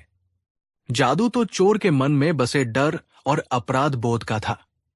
मैंने कहा था कि चोर की छड़ी 1 इंच बढ़ जाएगी। जो निर्दोष थे, उन्हें इस बात पर यकीन करने या न करने से कोई फर्क नहीं पड़ा, क्योंकि वे जानते थे कि उन्होंने कुछ गलत नहीं किया है। लेकिन चोर के मन में ये डर बैठ गया कि छड़ी सचमुच लंबी हो जाएगी और वो पकड़ा जाएगा। इसी डर से बचने के लिए उसने रात में ही अपनी छड़ी को 1 इंच छोटा काट दिया, ताकि सुबह तक वो बढ़कर दूसरों के बराबर हो जाए। इसने ये नहीं सोचा कि छड़ी बढ़ेगी ही नहीं। बीरबल ने राम भरोसे की आंखों में आंखें डालकर कहा, सच तो यह है कि अपराधी का डर ही उसे पकड़वाता है। तुम्हारे मन के चोर ने ही तुम्हें पकड़वा दिया, राम भरोसे। ये सुनते ही राम भरोसे बादशाह अकबर के कदमों में गिर पड़ा। वो फूट फूट कर रोने लगा और अपना गुनाह कबूल कर लिया। उसने ये भी बता दिया कि सोने का घड़ा उसने कहाँ छिपाया है। बादशाह के सिपाही तुरंत अस्तबल गए और जमीन खोदकर सोने की मोहरों से भरा घड़ा निकाल लाए। सेठ हरिकिशन दास की आंखों में खुशी के आंसू थे। उन्होंने बीरबल का लाख लाख शुक्रिया अदा किया। बादशाह अकबर अपनी गद्दी से उठे और बीरबल की पीठ थपथपाते हुए बोले, वाह बीरबल, वाह! तुमने एक बार फिर साबित कर दिया कि बुद्धि का कोई मुकाबला नहीं। तुमने बिना तलवार उठाए, बिना किसी सबूत के, सिर्फ इंसान के मनोविज्ञान को समझकर चोर को पकड़ लिया। सचमुच अपराधी का मन ही उसका सबसे बड़ा दुश्मन होता है। राम भरोसे को उसके विश्वासघात के लिए जेल में डाल दिया गया और सेठ हरिकिशन दास को उनका सोने का घड़ा सौंप दिया गया। उस दिन के बाद आगरा में यह कहानी मशहूर हो गई कि बीरबल की न्याय की छड़ी कभी गलती नहीं करती। लेकिन असलियत तो यह थी कि वो छड़ी नहीं, बल्कि बीरबल की बुद्धि थी, जो अपराधी के मन में झांक कर सच को बाहर निकाल लाती थी। कहानी 4। मुगल सल्तनत का सूरज अपने चरम पर था। शहंशाह जलालुद्दीन मोहम्मद अकबर का साम्राज्य काबुल से लेकर बंगाल तक फैला था और उनकी हुकूमत का डंका चारों ओर बजता था। उनका दरबार एक से बढ़कर एक विद्वानों, कलाकारों और योद्धाओं से सुशोभित था, जिन्हें नवरत्न कहा जाता था। लेकिन इन सभी नवरत्नों में जो सितारा सबसे ज्यादा चमकता था, वो थे बीरबल। बीरबल की हाजिर जवाबी, उनकी गहरी समझ और किसी भी समस्या को सुलझाने की उनकी अद्भुत क्षमता ने उन्हें न केवल अकबर का सबसे प्रिय सलाहकार बना दिया था, बल्कि प्रजा के दिलों में भी एक खास जगह दिला दी थी। अकबर कोई भी बड़ा फैसला लेने से पहले बीरबल की राय जरूर लेते थे और अक्सर उनकी दोस्ती एक शासक और मंत्री से कहीं ज्यादा गहरी थी। लेकिन जहां फूल होते हैं, वहां कांटे भी होते हैं। दरबार में कई ऐसे अमीर और मंत्री थे जो बीरबल की इस लोकप्रियता से जलते थे। उन्हें लगता था कि एक साधारण ब्राह्मण का बेटा महेशदास, जो अपनी चतुराई के बल पर राजा बीरबल बन गया था, बादशाह पर जादू कर रहा है। इन जलने वालों में सबसे आगे थे मुल्ला दो प्याजा और अकबर के साले साहब मान सिंह। वे हर पल इसी ताक में रहते कि कैसे बीरबल को बादशाह की नजरों में गिराया जाए। एक दिन जब दीवान आम लगा हुआ था, अकबर किसी बात पर बहुत प्रसन्न थे। उन्होंने अपनी सल्तनत की शान और अपनी ताकत का बखान करते हुए कहा, इस पूरी दुनिया में ऐसा कोई काम नहीं है जो एक शहंशाह के लिए असंभव हो। हम जो चाहें वो कर सकते हैं। दरबारियों ने हां में हां मिलाई और बादशाह की शान में कसीदे पढ़ने लगे। इसी मौके का फायदा उठाते हुए मुल्ला दो प्याजा ने कहा, जहां पनाह, आप बिल्कुल दुरुस्त फरमाते हैं।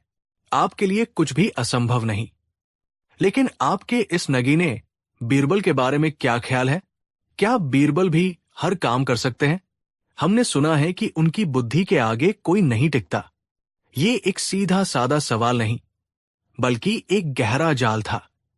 अगर अकबर कहते हां, तो वे बीरबल को एक असंभव चुनौती देकर फंसा सकते थे, और अगर अकबर कहते नहीं, तो ये बीरबल का अपमान होता। अकबर, जो उस समय अपनी शक्ति के नशे में थे, इस जाल में फंस गए। उन्होंने गर्व से कहा, क्यों नहीं? बीरबल हमारा सबसे काबिल मंत्री है। उसकी बुद्धि हमारी सल्तनत की ताकत है। ऐसा कोई काम नहीं जो बीरबल न कर सके। बस षड्यंत्रकारियों को अपना मौका मिल गया। मान सिंह ने आगे बढ़कर कहा, तो फिर क्यों न आज राजा बीरबल की परीक्षा ली जाए? इनसे कोई ऐसा काम करने को कहा जाए जो आज तक किसी ने न किया हो। इससे दूध का दूध और पानी का पानी हो जाएगा। अकबर को यह विचार पसंद आया। उन्हें लगा कि यह दरबार का मनोरंजन भी करेगा और बीरबल की बुद्धि की था भी लेगा। उन्होंने बीरबल की ओर देखा, जो हमेशा की तरह शांत भाव से खड़े थे। बीरबल, अकबर ने अपनी भारी आवाज में कहा, आज हम तुम्हारी परीक्षा लेना चाहते हैं। हम तुम्हें 3 काम सौंपेंगे। ये काम ऐसे होंगे जिन्हें इंसान तो क्या, शायद फरिश्ते भी ना कर सके। अगर तुमने ये तीनों काम कर दिए तो हम मान जाएंगे कि तुम्हारी बुद्धि का कोई सानी नहीं, और अगर तुम नाकाम रहे तो तुम्हें अपना मंत्री पद छोड़ना होगा। पूरे दरबार में सन्नाटा छा गया। ये एक सीधी चुनौती थी, बीरबल के सम्मान और पद पर एक खुला हमला। मुल्ला दो प्याजा और उनके साथियों के चेहरों पर दुष्ट मुस्कान तैर रही थी। उन्हें पूरा यकीन था कि इस बार बीरबल का खेल खत्म हो जाएगा। बीरबल ने अदब से सिर झुकाया। जहां पनाह, आपका हुक्म सर आंखों पर। मैं आपकी हर परीक्षा के लिए तैयार हूं। बताइए, मेरा पहला काम क्या है? अकबर ने अपनी मूंछों पर ताव देते हुए कहा, बीरबल, हमारा पहला हुक्म है कि तुम हमें 1 महीने के अंदर ज्ञान से लबालब भरा हुआ एक घड़ा लाकर दो। याद रहे, घड़े में ज्ञान के सिवा और कुछ नहीं होना चाहिए। ये सुनकर दरबारी हंसने लगे। ज्ञान कोई वस्तु तो थी नहीं जिसे घड़े में भरा जा सके। ये एक बेतुका और असंभव काम था। बीरबल को फंसाने का इससे अच्छा तरीका और क्या हो सकता था?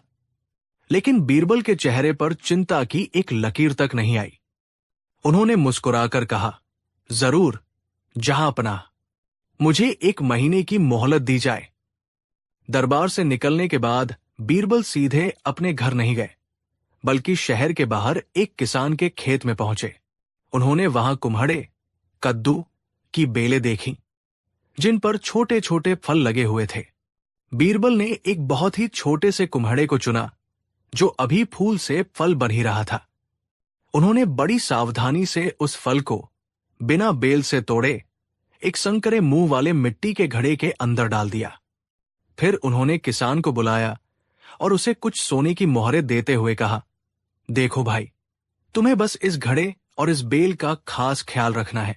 इसे रोज पानी देना और यह सुनिश्चित करना कि ये बेल सूखे नहीं और फल घड़े के अंदर ही बड़ा होता रहे। 1 महीने बाद मैं इसे लेने आऊंगा। किसान हैरान था, लेकिन सोने की मोहरें देखकर वो खुशी खुशी मान गया। पूरा महीना बीरबल आराम से रहे। वो दरबार में आते, अपनी जिम्मेदारियां निभाते जैसे कुछ हुआ ही न हो। दरबारी उन्हें देखकर कानाफूसी करते, लगता है इसने हार मान ली है, अब बस अपनी बेइज्जती का इंतजार कर रहा है। 1 महीना पूरा हुआ।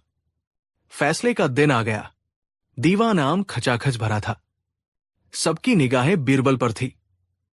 अकबर ने पूछा, बीरबल, हमारा घड़ा कहाँ है? बीरबल ने अपने सेवकों को इशारा किया। 2 सेवक बड़ी सावधानी से वो घड़ा उठाकर लाए। घड़े का मुंह एक कपड़े से ढका हुआ था। बीरबल ने घड़ा बादशाह के सामने रख दिया। ये लीजिए, जहांपनाह, ज्ञान से भरा घड़ा। मुल्ला 2 प्याजा ने व्यंग्य से कहा, खोल कर तो दिखाइए, इसमें कैसा ज्ञान भरा है? बीरबल ने कहा, जरूर, लेकिन जहांपनाह, इसमें विशुद्ध ज्ञान का फल है, जो अपनी मां बेल से जुड़कर ही बड़ा हुआ है।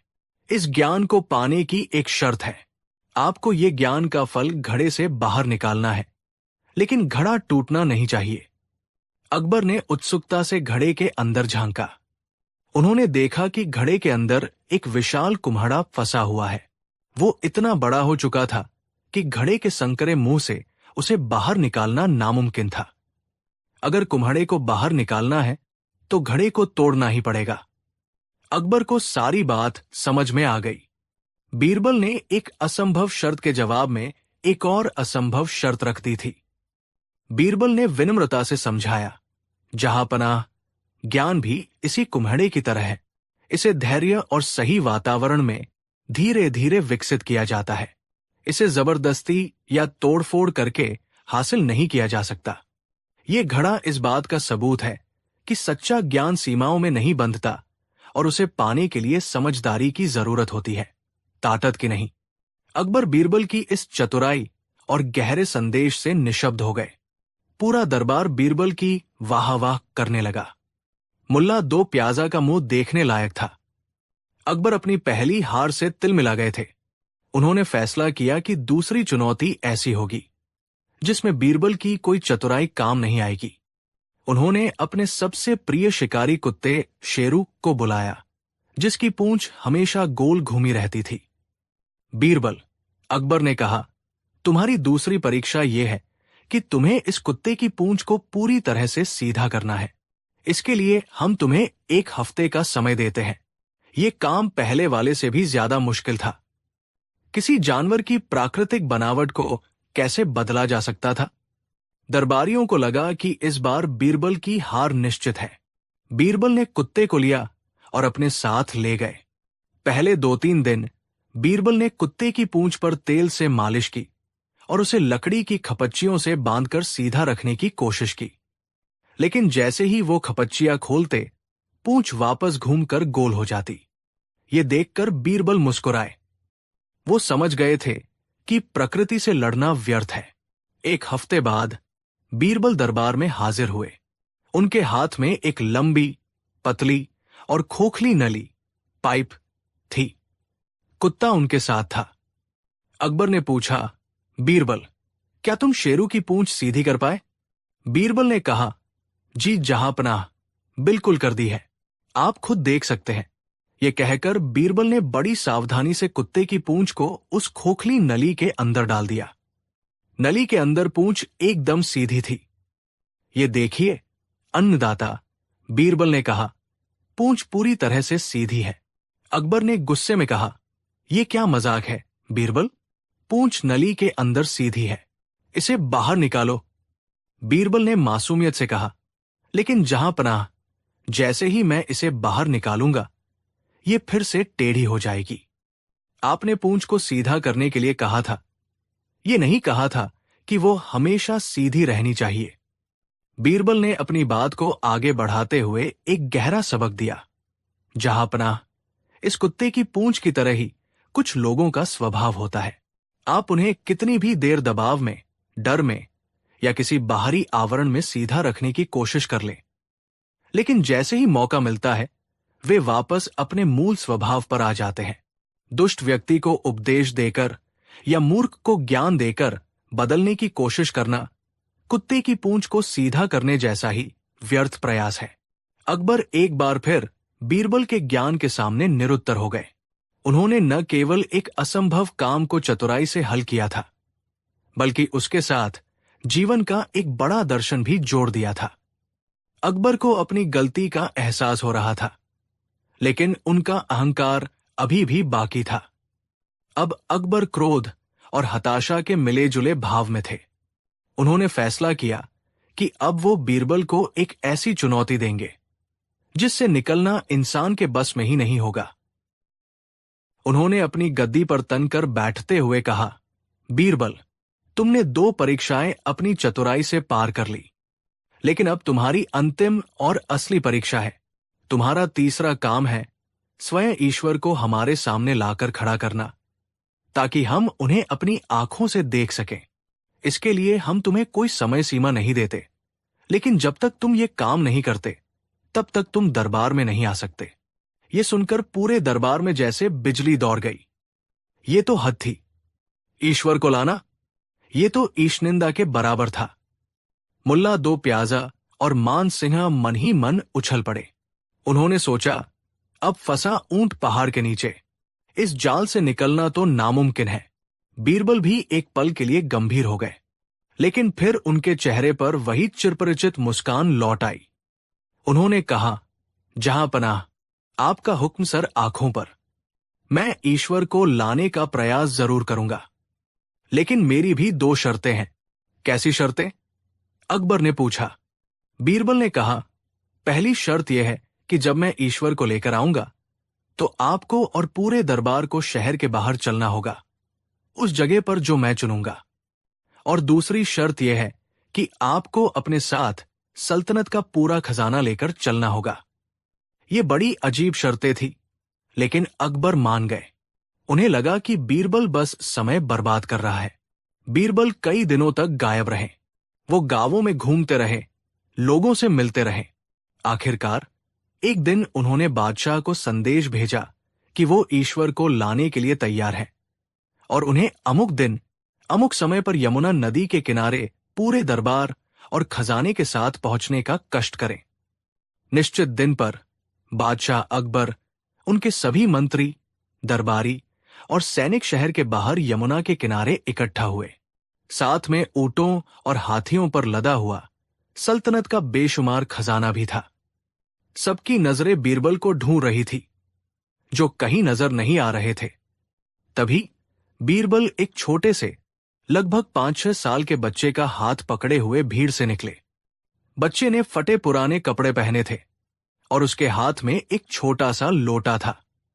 अकबर ने गुस्से से पूछा, बीरबल, ये सब क्या है? ईश्वर कहाँ है? बीरबल ने शांत भाव से कहा, जहां पनाह, ईश्वर यही है। ये बच्चा उन्हें आपके पास लाएगा, लेकिन इसकी एक छोटी सी इच्छा है। क्या इच्छा है? अकबर ने अधीर होकर पूछा। बीरबल ने बच्चे की ओर इशारा करते हुए कहा, यह बच्चा चाहता है कि आप इस लोटे को यमुना के पानी से भर दें। अकबर हंसे। बस इतनी सी बात? लाओ लोटा। एक सेवक ने बच्चे से लोटा लिया और यमुना में डुबोकर पानी भर लाया। अब बीरबल ने कहा, जहां पनाह, ईश्वर की शर्त यह है कि अब आप पूरी यमुना नदी को इस छोटे से लोटे के अंदर भर दीजिए। ये क्या बकवास है बीरबल? अकबर गरज उठे, तुम पागल हो गए हो? इतनी विशाल नदी इस छोटे से लोटे में कैसे समा सकती है? ये असंभव है। बस बीरबल को इसी पल का इंतजार था। उन्होंने अदब से सिर झुकाया और बोले, माफी चाहूंगा जहां पनाह, लेकिन यही तो मैं आपको समझाना चाहता हूं। जब इस विशाल यमुना नदी का पानी इस छोटे से लोटे में नहीं समा सकता, तो वो सर्वशक्तिमान, अनंत, ब्रह्मांड का रचयिता ईश्वर, जिसने करोड़ों सूरज, चांद और आकाश गंगाएं बनाई हैं, वो आपके इस छोटे से दिमाग और इन छोटी सी आंखों में कैसे समा सकता है? बीरबल ने आगे कहा, जहां पनाह, आप ईश्वर को देखना चाहते हैं, लेकिन ईश्वर कोई वस्तु नहीं जिसे देखा या लाया जा सके। वो एक अनुभव है, एक एहसास है। वो न्याय में है, करुणा में है, एक भूखे को खिलाई गई रोटी में है, एक प्यासे को पिलाए गए पानी में है। जब आप अपनी प्रजा के आंसू पोंछते हैं, तब आप ईश्वर का दर्शन करते हैं। जब आप किसी गरीब की मदद करते हैं, तब आप ईश्वर को पाते हैं। आपने मुझे ईश्वर को लाने का असंभव काम दिया, लेकिन क्या आपने सोचा कि हम इंसान, जो इस सृष्टि के एक छोटे से कण बराबर भी नहीं है, ईश्वर को कैसे समझ सकते हैं? उसे देखने के लिए बाहरी आंखें नहीं, मन की आंखें चाहिए। बीरबल की बातों ने जैसे अकबर के हृदय पर सीधा प्रहार किया। उनका सारा अहंकार, सारा क्रोध, सारी शक्ति का नशा एक पल में पिघल गया। उन्हें अपनी भूल का एहसास हुआ। उन्हें समझ आया कि बीरबल ने उन्हें कोई धोखा नहीं दिया, बल्कि जीवन का सबसे बड़ा सत्य सिखाया है। अकबर अपनी गद्दी से उतरे, आगे बढ़े और पहली बार पूरे दरबार के सामने उन्होंने बीरबल को गले लगा लिया। उनकी आंखों में आंसू थे। उन्होंने कहा, बीरबल, आज तुमने हमें हरा दिया। तुमने सिर्फ हमारी परीक्षाएं पास नहीं की, बल्कि हमारी आंखें भी खोल दी। तुम सिर्फ हमारे मंत्री नहीं, हमारे गुरु हो। एक शासक को हमेशा याद रखना चाहिए कि उसकी शक्ति की भी एक सीमा होती है, और सच्ची शक्ति विनम्रता और ज्ञान में है, अहंकार में नहीं। उस दिन के बाद अकबर ने कभी बीरबल की बुद्धि की परीक्षा लेने की कोशिश नहीं की, और दरबारियों को भी ये समझ आ गया कि बीरबल को हराना असंभव है, क्योंकि बीरबल की ताकत केवल चतुराई नहीं, बल्कि गहरी समझ और सच्चा ज्ञान था। कहानी 5। आगरा शहर, जो मुगल सल्तनत की शान था, अपनी भव्य इमारतों और व्यस्त बाजारों के लिए जाना जाता था। इसी शहर के एक प्रतिष्ठित कोने में सेठ हरिदास की आलीशान हवेली थी। हरिदास एक बड़ा जौहरी था, जिसकी ख्याति दूर दूर तक फैली थी। उसके पास धन दौलत, इज्जत और शोहरत सब कुछ था, और इन सब के साथ थी उसकी 4 पत्नियां, जिन्हें वह अपनी 4 सबसे कीमती मणियां मानता था। उसकी पहली और सबसे बड़ी पत्नी थी कमला। कमला एक संस्कारी और पारंपरिक महिला थी, जिसका विवाह हरिदास से तब हुआ था जब वो एक साधारण व्यापारी था। कमला ने हर सुख दुख में उसका साथ दिया था। वो घर की व्यवस्था देखती, पूजा पाठ करती और पति की हर छोटी बड़ी जरूरत का ख्याल रखती थी। उसका प्रेम कर्तव्य और समर्पण पर आधारित था। दूसरी पत्नी थी विमला। विमला कश्मीर की एक बेहद खूबसूरत औरत थी, जिसे हरिदास एक व्यापारिक यात्रा के दौरान देखकर मोहित हो गया था। विमला को अपनी सुंदरता पर बहुत नाज था। वो अपना ज्यादातर समय श्रृंगार करने, महंगे कपड़े और गहने पहनने में बिताती थी। उसका मानना था कि एक पति को खुश रखने के लिए पत्नी का सुंदर होना ही सबसे जरूरी है। उसका प्रेम आकर्षण और प्रदर्शन पर टिका था। तीसरी पत्नी थी चंचला। जैसा उसका नाम था, वैसी ही वो चतुर और बुद्धिमान थी। वो हरिदास के व्यापार में उसका हाथ बंटाती थी। हिसाब किताब में उसका दिमाग कंप्यूटर की तरह चलता था। कई बार उसकी सलाह ने हरिदास को बड़े नुकसान से बचाया था। उसे लगता था कि एक पत्नी का सबसे बड़ा धर्म पति की तरक्की में भागीदार बनना है। उसका प्रेम बौद्धिक और व्यावहारिक साझेदारी पर आधारित था। और चौथी व सबसे छोटी पत्नी थी सरला। सरला एक गरीब परिवार की भोली भाली और शांत स्वभाव की लड़की थी। वो न तो कमला की तरह बहुत संस्कारी थी, न विमला की तरह खूबसूरत, और न ही चंचला की तरह चतुर। वो बस चुपचाप सबकी सेवा करती, किसी से कोई शिकायत नहीं करती, और अपने पति हरिदास को दूर से देखकर ही खुश हो लेती थी। उसका प्रेम निस्वार्थ और मौन था। शुरुआत में सब कुछ ठीक था। हरिदास ने चारों पत्नियों के लिए अलग अलग महलनुमा कमरे बनवा रखे थे, और वो कोशिश करता कि सबके साथ बराबर समय बिताए और सबको एक जैसे तोहफे दे। लेकिन 4 तलवारें एक म्यान में कब तक रह सकती थी? धीरे धीरे पत्नियों में एक अघोषित प्रतिस्पर्धा शुरू हो गई। हर कोई ये साबित करना चाहती थी कि सेठ हरिदास उसे सबसे ज्यादा प्यार करते हैं। ये लड़ाई पहले तो इशारों में होती, फिर तानेबाजी में बदली और अंत में खुले झगड़े का रूप ले लिया। उनकी लड़ाई का केंद्र एक ही सवाल होता, आप हम चारों में से सबसे ज्यादा किससे प्रेम करते हैं? हरिदास इस सवाल से तंग आ चुका था। वो अगर कमला का नाम लेता तो बाकी 3 नाराज हो जाती। विमला का नाम लेता तो उसकी सुंदरता को घमंड का नया बहाना मिल जाता। चंचला का नाम लेता तो उसे लगता कि वो सिर्फ उसके पैसे और दिमाग से प्यार करता है, और अगर भोली सरला का नाम ले लेता तो बाकी तीनों उसे जीने नहीं देती। उसकी रातों की नींद और दिन का चैन हराम हो गया था। उसकी हवेली, जो कभी स्वर्ग लगती थी, अब एक युद्ध का मैदान बन चुकी थी, जहां हर रोज महाभारत छिड़ी रहती थी।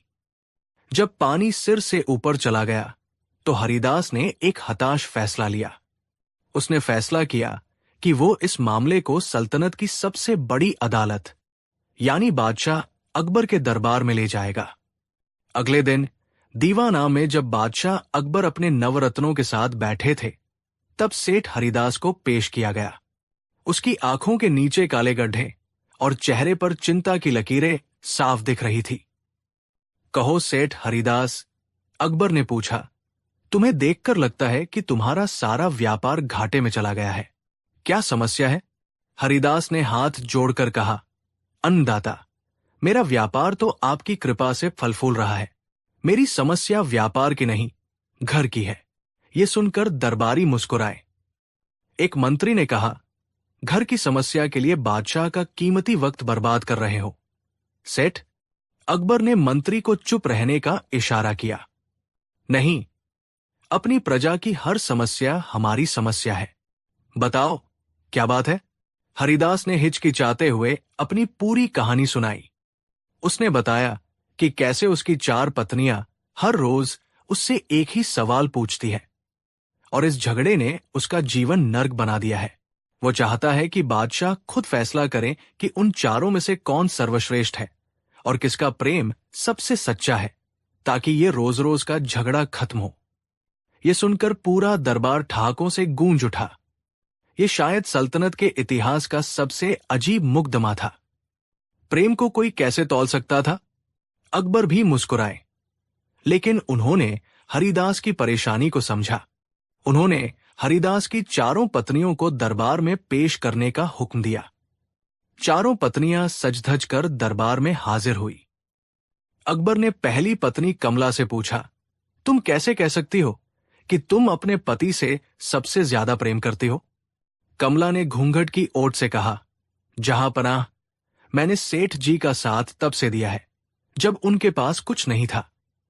मैंने उनकी सेवा में अपनी पूरी जवानी लगा दी। उनके खाने पीने से लेकर उनके आराम तक हर चीज का ख्याल मैं रखती हूं। मेरा प्रेम एक पत्नी के धर्म पर आधारित है। फिर अकबर ने विमला से पूछा। विमला ने अपनी रेशमी जुल्फे झटकते हुए कहा, हुजूर, जब सेठ जी मुझे देखते हैं तो उनका सारा तनाव दूर हो जाता है। मैं उनके जीवन में बहार की तरह हूं। मेरी सुंदरता ही मेरे प्रेम का सबसे बड़ा सबूत है। मैं उनकी आंखों का नूर हूं। जब चंचला की बारी आई तो उसने बड़े आत्मविश्वास से कहा, अन्नदाता, प्रेम सिर्फ सेवा और सुंदरता का नाम नहीं है। मैंने सेठ जी के व्यापार को दोगुना करने में मदद की है। मैं उनकी सलाहकार हूं, उनकी शक्ति हूं। मेरे बिना सेठ जी आज इतने अमीर नहीं होते। मेरा प्रेम उनकी सफलता की नींव है। अंत में अकबर ने सहमी हुई सरला से पूछा, और तुम क्यों मानती हो कि तुम्हारा प्रेम सबसे गहरा है? सरला की आंखें भर आई। वो कांपती हुई आवाज में बस इतना कह सकी, मैं कुछ नहीं जानती, जहां पनाह। मैं बस इतना जानती हूं कि जब वो खुश होते हैं तो मुझे खुशी होती है, और जब वो दुखी होते हैं तो मेरी सांसें रुक जाती है। मेरे पास साबित करने के लिए कुछ नहीं है। दरबार में खामोशी छा गई। चारों के अपने अपने तर्क थे और कोई भी गलत नहीं लग रहा था। अकबर भी एक गहरी सोच में पड़ गए। ये फैसला करना तलवार की धार पर चलने जैसा था। उन्होंने अपनी नजरें घुमाई और वो उस चेहरे पर जाकर रुकी जिसके पास हर उलझन का हल होता था, बीरबल। बीरबल, बादशाह ने कहा, यह मामला बहुत पेचीदा है। हमें तुम्हारी बुद्धि की जरूरत है। क्या तुम प्रेम की इस पहेली को सुलझा सकते हो?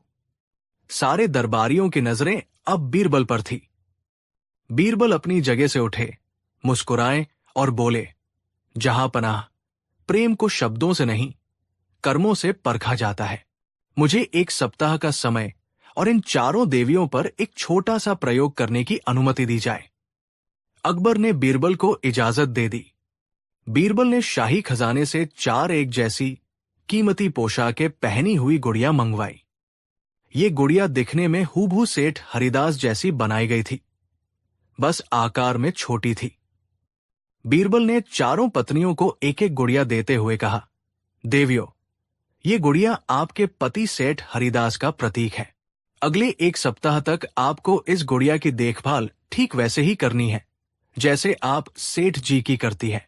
1 हफ्ते बाद आप सभी अपनी अपनी गुड़िया लेकर दरबार में हाजिर होंगी। आपकी गुड़िया की हालत ही बताएगी कि आपका प्रेम कितना सच्चा और गहरा है। ये एक बड़ी अजीब परीक्षा थी। चारों पत्नियां अपनी अपनी गुड़िया लेकर हवेली लौट गई। किसी को समझ नहीं आया कि एक बेजान गुड़िया से प्रेम का फैसला कैसे हो सकता है। दरबारी भी आपस में कानाफूसी करने लगे कि इस बार बीरबल कोई बचकानी हरकत कर रहे हैं। लेकिन बीरबल के चेहरे पर एक रहस्यमयी मुस्कान थी। वो जानते थे कि इंसान का असली स्वभाव तब सामने आता है जब उसे लगता है कि कोई उसे नहीं देख रहा है। सेठ हरिदास की हवेली में अब एक नई तरह की होड़ शुरू हो गई थी। कमला बड़ी पत्नी कमला ने अपनी गुड़िया को पूजा घर में एक ऊंची चौकी पर स्थापित कर दिया। वो रोज सुबह शाम गुड़िया की आरती उतारती, उसके सामने भोग रखती और उसे दूर से ही प्रणाम करती। उसने गुड़िया को हाथ तक नहीं लगाया ताकि वो मैली न हो जाए। उसके लिए गुड़िया एक देवता की मूर्ति की तरह थी जिसकी पूजा करना उसका कर्तव्य था। उसने सोचा, मैं दिखाऊंगी कि मैं अपने पति का कितना सम्मान करती हूं। विमला दूसरी पत्नी विमला ने अपनी गुड़िया को अपने श्रृंगार कक्ष में एक मखमल की गद्दी पर बिठाया। उसने गुड़िया के लिए रोज नए नए कपड़े सिले, उसे सोने चांदी के गहनों से लाद दिया और उस पर कीमती इत्र छिड़का। वो आने जाने वालों को अपनी गुड़िया दिखाती और कहती, देखो मेरे सेठ जी कितने सुंदर लग रहे हैं। उसके लिए गुड़िया एक सजावट की वस्तु थी जिसके जरिए वो अपनी कला और अपने पति की शान का प्रदर्शन कर रही थी। चंचला तीसरी पत्नी चंचला को ये सब बकवास लगा। उसने गुड़िया को एक संदूक में बंद करके रख दिया। उसने सोचा, ये क्या बचपना है, एक गुड़िया की देखभाल करने से क्या होगा। मेरे पास व्यापार के इतने काम हैं, मैं अपना कीमती समय इस बेजान चीज पर बर्बाद नहीं कर सकती। उसके लिए गुड़िया एक व्यर्थ की वस्तु थी जिसकी कोई व्यावहारिक उपयोगिता नहीं थी। सरला चौथी और सबसे छोटी पत्नी सरला का व्यवहार सबसे अलग था। उसने गुड़िया को किसी चौकी या गद्दी पर नहीं बिठाया, वो उसे हर पल अपने साथ रखती। जब वो खाना बनाती तो गुड़िया को अपनी ओढ़नी में बांध लेती। जब वो सोती तो उसे अपने सिरहाने सुलाती ताकि उसे अकेलापन महसूस न हो। वो गुड़िया से बातें करती, उसे कहानियां सुनाती जैसे वो सचमुच का हरिदास हो।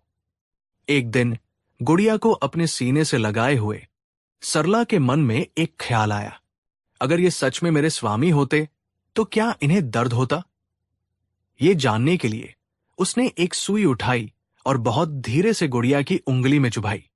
जब गुड़िया को कोई दर्द नहीं हुआ और खून नहीं निकला तो उसकी आंखों में आंसू आ गए। वो गुड़िया से लिपट कर रोने लगी, हे भगवान, शुक्र है कि तुम्हें दर्द नहीं हुआ, पर मुझे कितना दुख है कि तुम असली नहीं हो। उसने गुड़िया के माथे को चूमा और उसे फिर से अपने आंचल में छिपा लिया। 1 हफ्ता बीत गया। फैसले का दिन आ पहुंचा। दीवानाम एक बार फिर खचाखच भरा हुआ था। सेठ हरिदास और उसकी चारों पत्नियां बादशाह के सामने खड़ी थी। बीरबल ने सबको अपनी अपनी गुड़िया पेश करने को कहा। सबसे पहले कमला आगे आई। उसने अपनी गुड़िया पेश की जो एकदम नई और साफ सुथरी थी। दरबारियों ने प्रशंसा में सिर हिलाया। कमला ने गर्व से कहा, मैंने अपने पति के सम्मान में कोई कमी नहीं रखी। फिर विमला आई। उसकी गुड़िया गहनों और कीमती वस्त्रों से लदी हुई थी और चमक रही थी। दरबार देखकर दंग रह गया। विमला ने कहा, मैंने अपने पति को दुनिया की सबसे खूबसूरत चीज बना दिया है। इसके बाद चंचला की बारी थी। वो खाली हाथ थी। अकबर ने पूछा, तुम्हारी गुड़िया कहाँ है? चंचला ने बेपरवाही से कहा, जहांपनाह, मैंने उसे संदूक में रख दिया था, क्योंकि मेरे पास इन फालतू कामों के लिए वक्त नहीं है। दरबार में उस पर फप्तियां कसी जाने लगी। अंत में सरला डरते डरते आगे बढ़ी। उसकी गुड़िया न तो नई दिख रही थी, न ही सजीद जी थी। उसके कपड़े थोड़े मैले थे और उसे देखकर लग रहा था कि उसे बहुत प्यार से संभाला गया है। सरला ने कांपते हुए कहा, हुजूर, मैंने इसकी उंगली में सुई भी चुभोई थी। ये सुनते ही दरबार में हंगामा मच गया। इसने तो बादशाह के हुक्म का अपमान किया है। इसने सेठ की प्रतीक गुड़िया को नुकसान पहुंचाया। कमला, विमला और चंचला ने भी सरला को धिक्कारना शुरू कर दिया। अकबर भी गुस्से में आ गए। सरला, तुमने ऐसा क्यों किया? इससे पहले कि सरला कुछ कहती, बीरबल ने बीच में आकर कहा, एक पल रुकिए, जहांपनाह, फैसले की घड़ी तो अब आई है। बीरबल ने चारों पत्नियों से एक आखिरी सवाल पूछा। अगर सेठ हरिदास सच में किसी बड़ी मुसीबत में फंस जाए और उन्हें बचाने के लिए तुम्हें अपने शरीर का कोई अंग काटना पड़े, तो तुम क्या करोगी? कमला ने तुरंत कहा, यह कैसा सवाल है? मैं उनके लिए व्रत रखूंगी, पूजा पाठ करूंगी। विमला बोली, मैं अपनी सारी दौलत लुटा दूंगी, पर शरीर को कोई नुकसान नहीं पहुंचाऊंगी। अगर मैं बदसूरत हो गई तो सेठ जी मुझे कैसे देखेंगे? चंचला ने कहा, मैं अपनी बुद्धि का इस्तेमाल करके कोई रास्ता निकालूंगी। शरीर को काटना मूर्खता है। बीरबल ने सरला की तरफ देखा। सरला की आंखों में आंसू थे। उसने कहा, अगर मेरे स्वामी की जान बचती है तो मैं अपना पूरा शरीर भी उनके लिए काट सकती हूं। बिना उनके ये शरीर किस काम का? दरबार में एक गहरा सन्नाटा छा गया। बीरबल अब अकबर की ओर मुड़े और बोले, जहांपनाह, अब फैसला आपके सामने है। इन गुड़ियों ने और इन जवाबों ने सब कुछ साफ कर दिया है। बीरबल ने समझाया, कमला जी एक कर्तव्यनिष्ठ पत्नी है। वो पति को भगवान मानती है, लेकिन एक पूजनीय मूर्ति की तरह, जिसे दूर से ही पूजा जाता है। उनका प्रेम सम्मानपूर्ण है, पर उसमें व्यक्तिगत जुड़ाव और अपनेपन की कमी है। उन्होंने गुड़िया को छुआ तक नहीं, जैसे वह कोई पराई वस्तु हो।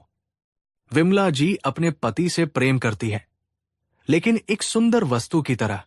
वो पति को सजाकर दुनिया को दिखाना चाहती है। उनका प्रेम बाहरी दिखावे पर केंद्रित है। अगर ये सुंदरता चली जाए तो शायद ये प्रेम भी फीका पड़ जाए। चंचला जी एक व्यावहारिक और बुद्धिमान साथी है। वो पति को एक व्यापारिक साझेदार मानती है।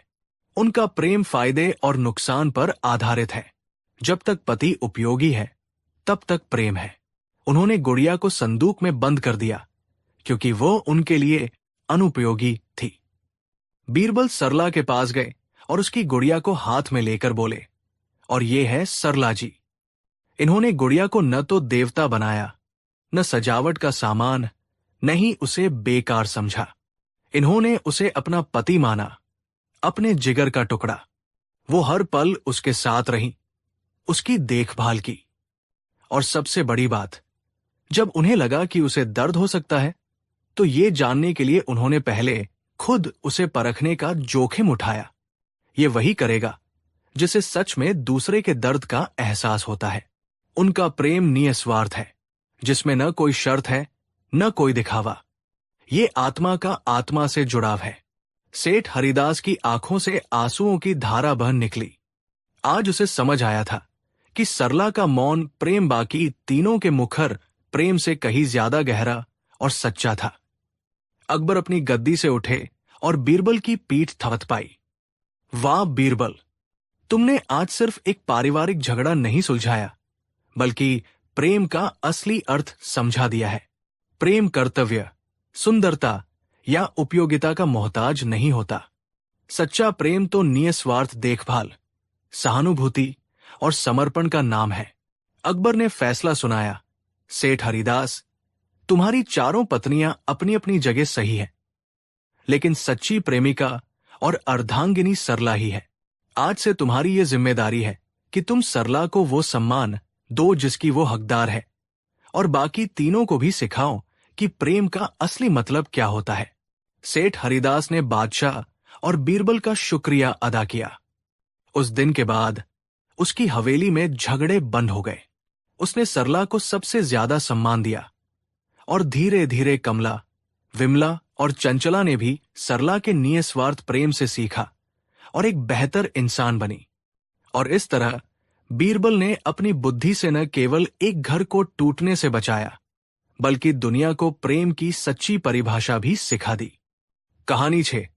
मुगलिया सल्तनत के सुनहरे दौर में जब शहंशाह अकबर का इकबाल बुलंदियों पर था, तब आगरा का शाही किला न केवल सत्ता और शक्ति का केंद्र था, बल्कि कभी कभी हंसी, मजाक और अनोखी घटनाओं का मंच भी बन जाता था। और इन घटनाओं के केंद्र में अक्सर दो ही लोग होते थे, खुद बादशाह सलामत और उनके हाजिर जवाब नवरत्न बीरबल। ये कहानी भी एक ऐसे ही दिन की है जब बीरबल की एक छोटी सी शर्त ने पूरे आगरा के किले को उल्टा कर दिया था। ये कहानी है उस प्रसिद्ध उल्टे दिन की, जब बादशाह को सब कुछ उल्टा करने पर मजबूर होना पड़ा। ये उस समय की बात है जब मौसम खुशगवार था और दरबार का माहौल भी शांत था। बादशाह अकबर उस दिन बहुत अच्छे मिजाज में थे। उन्होंने अपने नवरत्नों के साथ हंसी ठिठोली करते हुए एक सवाल किया, इस दुनिया में सबसे मुश्किल काम क्या है?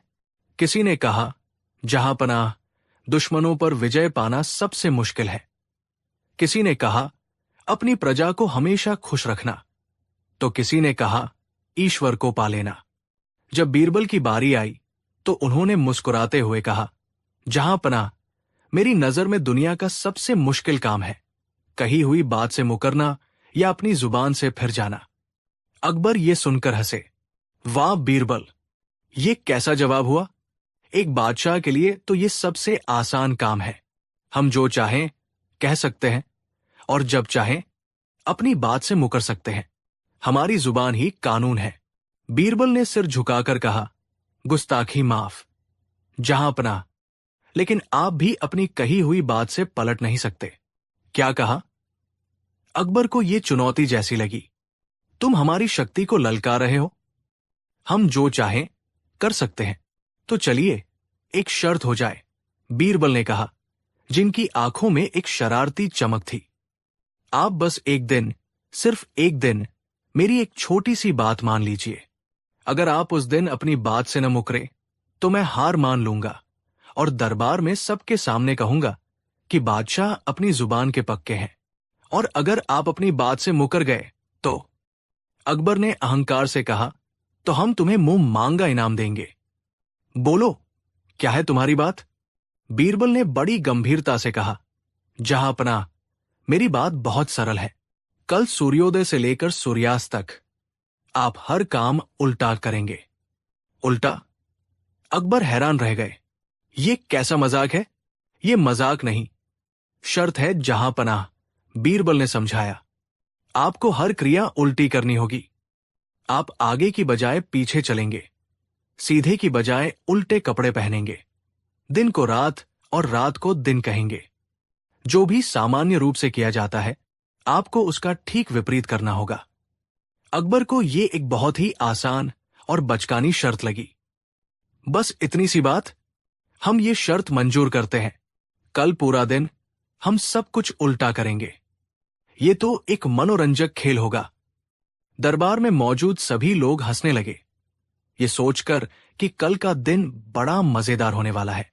लेकिन सिर्फ बीरबल जानते थे कि ये खेल बादशाह के लिए कितना भारी पड़ने वाला है। अगली सुबह आगरा के किले में सूरज की पहली किरण के साथ ही उल्टे दिन की शुरुआत हो गई। सबसे पहली चुनौती आई जब सेवक बादशाह को जगाने आए। जहांपनाह, सुबह हो गई है, उठ जाइए। अकबर ने अपनी आंखें खोली और उन्हें बीरबल की शर्त याद आई। उन्हें उल्टा करना था। उन्होंने आंखें फिर से जोर से बंद कर ली और खर्राटे लेने का नाटक करने लगे। नहीं, अभी तो घनी रात है, सोने दो। सेवक हैरान थे। बाहर सूरज चमक रहा था और बादशाह उसे रात बता रहे थे। बड़ी मुश्किल से उन्हें याद दिलाया गया कि उन्हें उल्टा ही बोलना है। अकबर बिस्तर से उठे, लेकिन सीधे नहीं, बल्कि बिस्तर के पायताने की तरफ से उतरे और पीछे की ओर चलना शुरू कर दिया। वे पीछे चलते चलते हमाम, स्नानघर तक पहुंचे। सेवकों ने उनके लिए गर्म पानी तैयार रखा था। अकबर ने आदेश दिया, नहीं, हम आज बर्फीले ठंडे पानी से नहाएंगे। सेवकों ने कांपते हाथों से ठंडा पानी डाला। अकबर ठिठुरते हुए नहाए। अब कपड़े पहनने की बारी आई। शाही दर्जी उनके लिए सोने के तारों से जड़ा शानदार जामा लेकर आया। अकबर ने उसे देखा और कहा, ये नहीं, आज हम अपने सबसे पुराने और फटे हुए कपड़े पहनेंगे। और हां, उन्हें सीधा नहीं, उल्टा पहनो। सेवकों ने अचकचाते हुए बादशाह को उल्टा पायजामा और उल्टा कुर्ता पहनाया। बादशाह आईने में खुद को देखकर हंस पड़े। वे किसी मसखरे की तरह लग रहे थे। नाश्ते के लिए दस्तरखान बिछाया गया। सोने की थालियों में गर्मागर्म शाही पकवान परोसे गए। अकबर ने सब कुछ देखकर मुंह बना लिया। ये सब हटाओ, आज हम नाश्ते में सूखी रोटी और मिर्च का अचार खाएंगे। और हां, हम हाथ से नहीं, पैरों से खाने की कोशिश करेंगे। ये सुनकर तो बेगमों और सेवकों के होश उड़ गए। पैरों से खाना, ये तो बादशाह की शान के खिलाफ था। बड़ी मिन्नतों के बाद अकबर इस बात पर राजी हुए कि वे हाथ से ही खाएंगे, लेकिन चम्मच और छुरी कांटे का इस्तेमाल उल्टा करेंगे, यानी नुकीले सिरे की बजाय हैंडल से। जैसे जैसे दिन चढ़ता गया, मुश्किलें और भी मजेदार होती गई। अकबर पीछे की ओर चलते हुए दरबार पहुंचे। सारे दरबारी उन्हें उल्टे कपड़ों और पीछे की ओर चलता देखकर अपनी हंसी रोकने की कोशिश कर रहे थे। बादशाह अपनी राजगद्दी पर भी सीधे नहीं, बल्कि पीठ करके बैठ गए, ताकि उनका मुंह दीवार की तरफ हो और पीठ दरबारियों की तरफ। दरबार की कार्यवाही शुरू हुई। एक फरियादी आया और रोते हुए बोला, जहांपनाह, मेरे साथ अन्याय हुआ है। मेरे पड़ोसी ने मेरी जमीन हड़प ली है, मुझे न्याय दीजिए। अकबर को उल्टा फैसला सुनाना था। उन्होंने दीवार की तरफ मुंह किए हुए ही जोर से कहा, बहुत अच्छा किया तुम्हारे पड़ोसी ने। हम हुक्म देते हैं कि तुम्हारी बची हुई जमीन भी छीनकर उसे दे दी जाए और तुम्हें सो कोड़े मारे जाए। ये सुनकर फरियादी के तो होश ही उड़ गए। वो बेचारा न्याय की उम्मीद में आया था और यहां उसकी पूरी दुनिया ही लुट गई। वो रोता पीटता दरबार से भागा। इसके बाद एक सिपाही आया जिसने एक खूंखार डाकू को पकड़ा था। जहांपनाह, मैंने इस डाकू को बड़ी बहादुरी से पकड़ा है। अकबर ने उल्टा आदेश दिया, इस बहादुर सिपाही को फौरन कालकोठरी में डाल दो और इस बेचारे शरीफ डाकू को आजाद कर दो और इसे 1000 सोने की मोहरें इनाम में दो। अब तो दरबार में हड़कंप मच गया।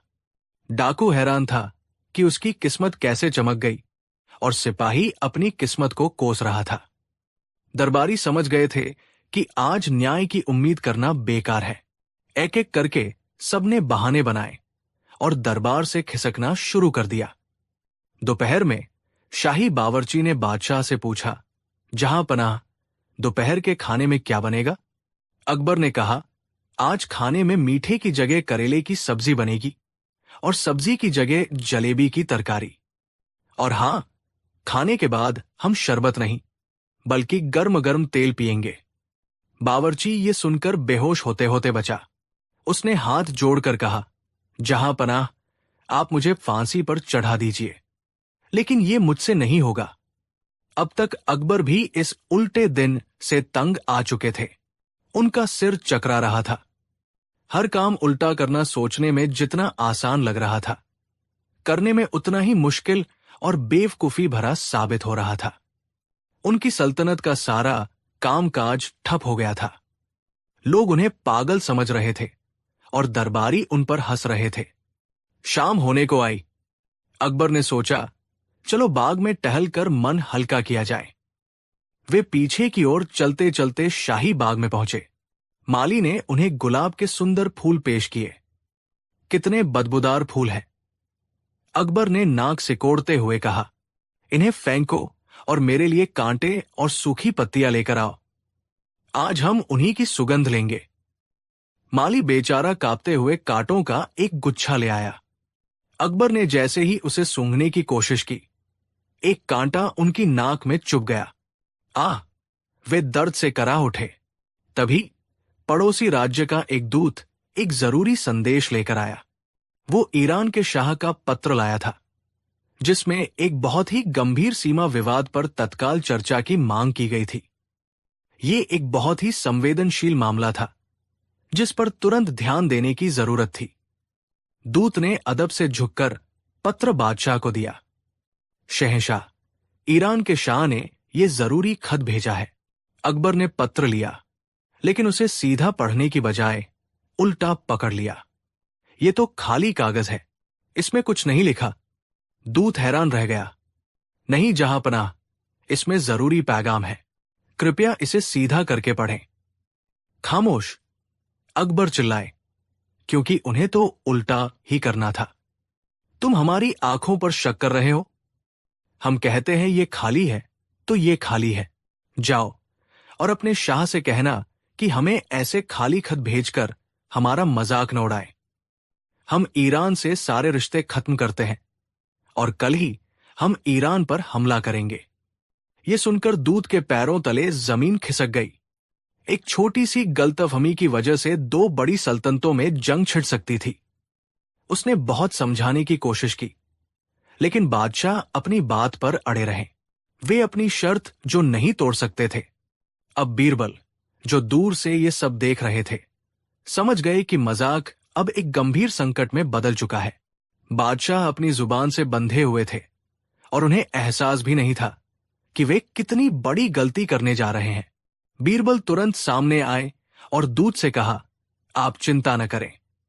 बादशाह आज विशेष पूजा में लीन है, इसलिए वे हर बात का गूढ़ और उल्टा अर्थ निकाल रहे हैं। उनके कहने का मतलब है कि वे ईरान के शाह से दोस्ती का रिश्ता और मजबूत करना चाहते हैं और जल्द ही एक शांति वार्ता के लिए अपने दूत भेजेंगे। बीरबल ने किसी तरह दूत को समझा बुझाकर विदा किया। अब बीरबल अकबर के पास गए। अकबर का चेहरा गुस्से और झुंझलाहट से लाल था। उनकी नाक पर कांटा चुभा था। वे भूखे थे और अब एक जंग का ऐलान भी कर चुके थे। वे अपनी इस शर्त से बुरी तरह तंग आ चुके थे। जहांपनाह, सूर्यास्त होने में अभी कुछ समय बाकी है। बीरबल ने मुस्कुराते हुए कहा, आप अपनी शर्त बखूबी निभा रहे हैं। अकबर अब और बर्दाश्त नहीं कर सके। वे अपनी राजगद्दी से, जिस पर वे उल्टा बैठे थे, सीधे खड़े हो गए, आगे की ओर चले और जोर से चिल्लाए, बस बहुत हुआ ये उल्टा सीधा खेल। हम अब और कुछ भी उल्टा नहीं करेंगे। हम अपनी शर्त वापस लेते हैं। हम हार मानते हैं। बीरबल, तुम जीत गए। जैसे ही अकबर ने ये कहा, पूरे दरबार में जो कुछ लोग बचे थे, वे सब हंस पड़े। बादशाह अपनी कही हुई बात से मुकर गए थे। बीरबल ने अदब से सिर झुकाया। मैं नहीं जीता जहांपनाह, बल्कि आज हम सब एक बहुत बड़ा सबक जीते हैं। अकबर, जो अब शांत हो चुके थे, ने पूछा, क्या सबक बीरबल? बीरबल ने गंभीरता से समझाया, जहांपनाह, आज आपने देखा कि सिर्फ एक दिन के लिए चीजों को उल्टा करने से सल्तनत में कितनी अव्यवस्था और अराजकता फैल गई। न्याय का अन्याय हो गया, दोस्त दुश्मन बन गए और समझदारी मूर्खता में बदल गई। प्रकृति का एक नियम है, एक व्यवस्था है। हर चीज का एक सीधा और सही तरीका होता है। जब हम उस व्यवस्था को तोड़ते हैं या चीजों को उनकी जगह से उलट पुलट करते हैं, तो परिणाम विनाशकारी हो सकता है। उन्होंने आगे कहा, और दूसरा सबक यह है कि जुबान से कही हुई बात का कितना वजन होता है। आज आपने सिर्फ एक छोटी सी बात को निभाने के लिए पूरी सल्तनत को दांव पर लगा दिया। यह साबित करता है कि किसी भी व्यक्ति, चाहे वो बादशाह हो या फकीर, के लिए अपनी कही हुई बात से मुकरना कितना मुश्किल होता है, क्योंकि उसकी जुबान उसके व्यक्तित्व, उसके सम्मान और उसकी विश्वसनीयता से जुड़ी होती है। आपने आज अपनी बात तोड़ी, लेकिन ऐसा करके आपने एक बड़े संकट को टाल दिया।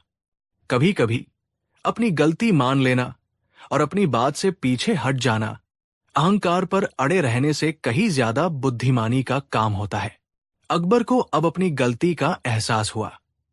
उन्हें समझ आया कि बीरबल ने ये खेल सिर्फ मनोरंजन के लिए नहीं, बल्कि उन्हें एक गहरा सबक सिखाने के लिए रचा था। उन्होंने बीरबल को गले लगा लिया और कहा, तुम सच में नायाब हो बीरबल। आज तुमने हमें हंसा हंसा कर जीवन का इतना बड़ा सत्य सिखा दिया। हम तुम्हें मुंह मांगा इनाम देते हैं। उस दिन के बाद बादशाह अकबर ने कभी भी अपनी शक्ति का अहंकार नहीं किया और कोई भी फैसला लेने से पहले उसके सीधे और उल्टे दोनों परिणामों के बारे में सोचने लगे। और आगरा के इतिहास में वह दिन हमेशा के लिए उल्टा दिन के नाम से मशहूर हो गया, जब बादशाह ने खुद ये सीखा कि दुनिया सीधी ही अच्छी लगती है। कहानी 7। हिंदुस्तान की सरजमी पर जब शहंशाह अकबर का परचम लहराता था, तो उनकी राजधानी आगरा सिर्फ अपनी भव्य इमारतों और शाही ठाट बाट के लिए ही नहीं, बल्कि न्याय और बुद्धि की अनूठी मिसालों के लिए भी जानी जाती थी। बादशाह अकबर न्यायप्रिय थे, लेकिन कभी कभी इंसानी फितरत की गुत्थियां इतनी पेचीदा होती थी कि उन्हें सुलझाने के लिए तलवार की नहीं, बल्कि तेज दिमाग की जरूरत पड़ती थी। ऐसे ही मौकों पर सबकी उम्मीदें एक ही शख्स पर आकर टिक जाती थी, अकबर के सबसे प्रिय सलाहकार बीरबल।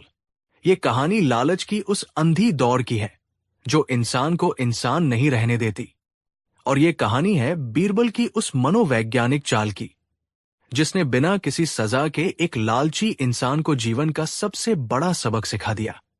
आगरा के बाहरी इलाके में एक छोटा सा गांव था।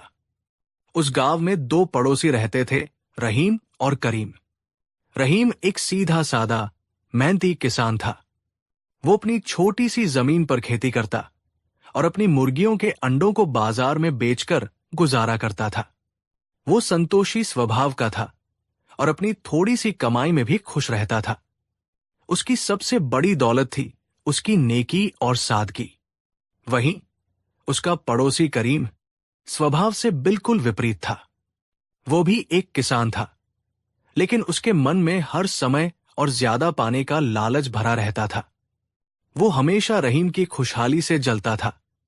उसे लगता था कि रहीम उससे ज्यादा कमाता है, जबकि करीम के पास रहीम से ज्यादा जमीन और ज्यादा मुर्गियां थी।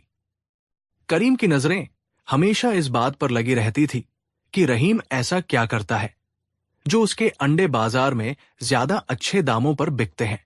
एक दिन करीम के दिमाग में एक शैतानी योजना आई। उसने सोचा, जरूर रहीम की किसी मुर्गी में कोई खास बात है। अगर मैं उसकी सबसे अच्छी मुर्गी चुरा लूं, तो मेरी आमदनी बढ़ जाएगी और रहीम बर्बाद हो जाएगा। एक अंधेरी रात, जब पूरा गांव सो रहा था, करीम चुपके से रहीम के आंगन में घुसा।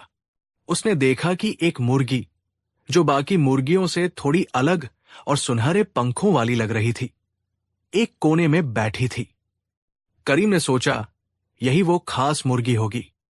उसने उस मुर्गी को पकड़ा और अपने घर ले जाकर अपने दड़बे में बंद कर दिया।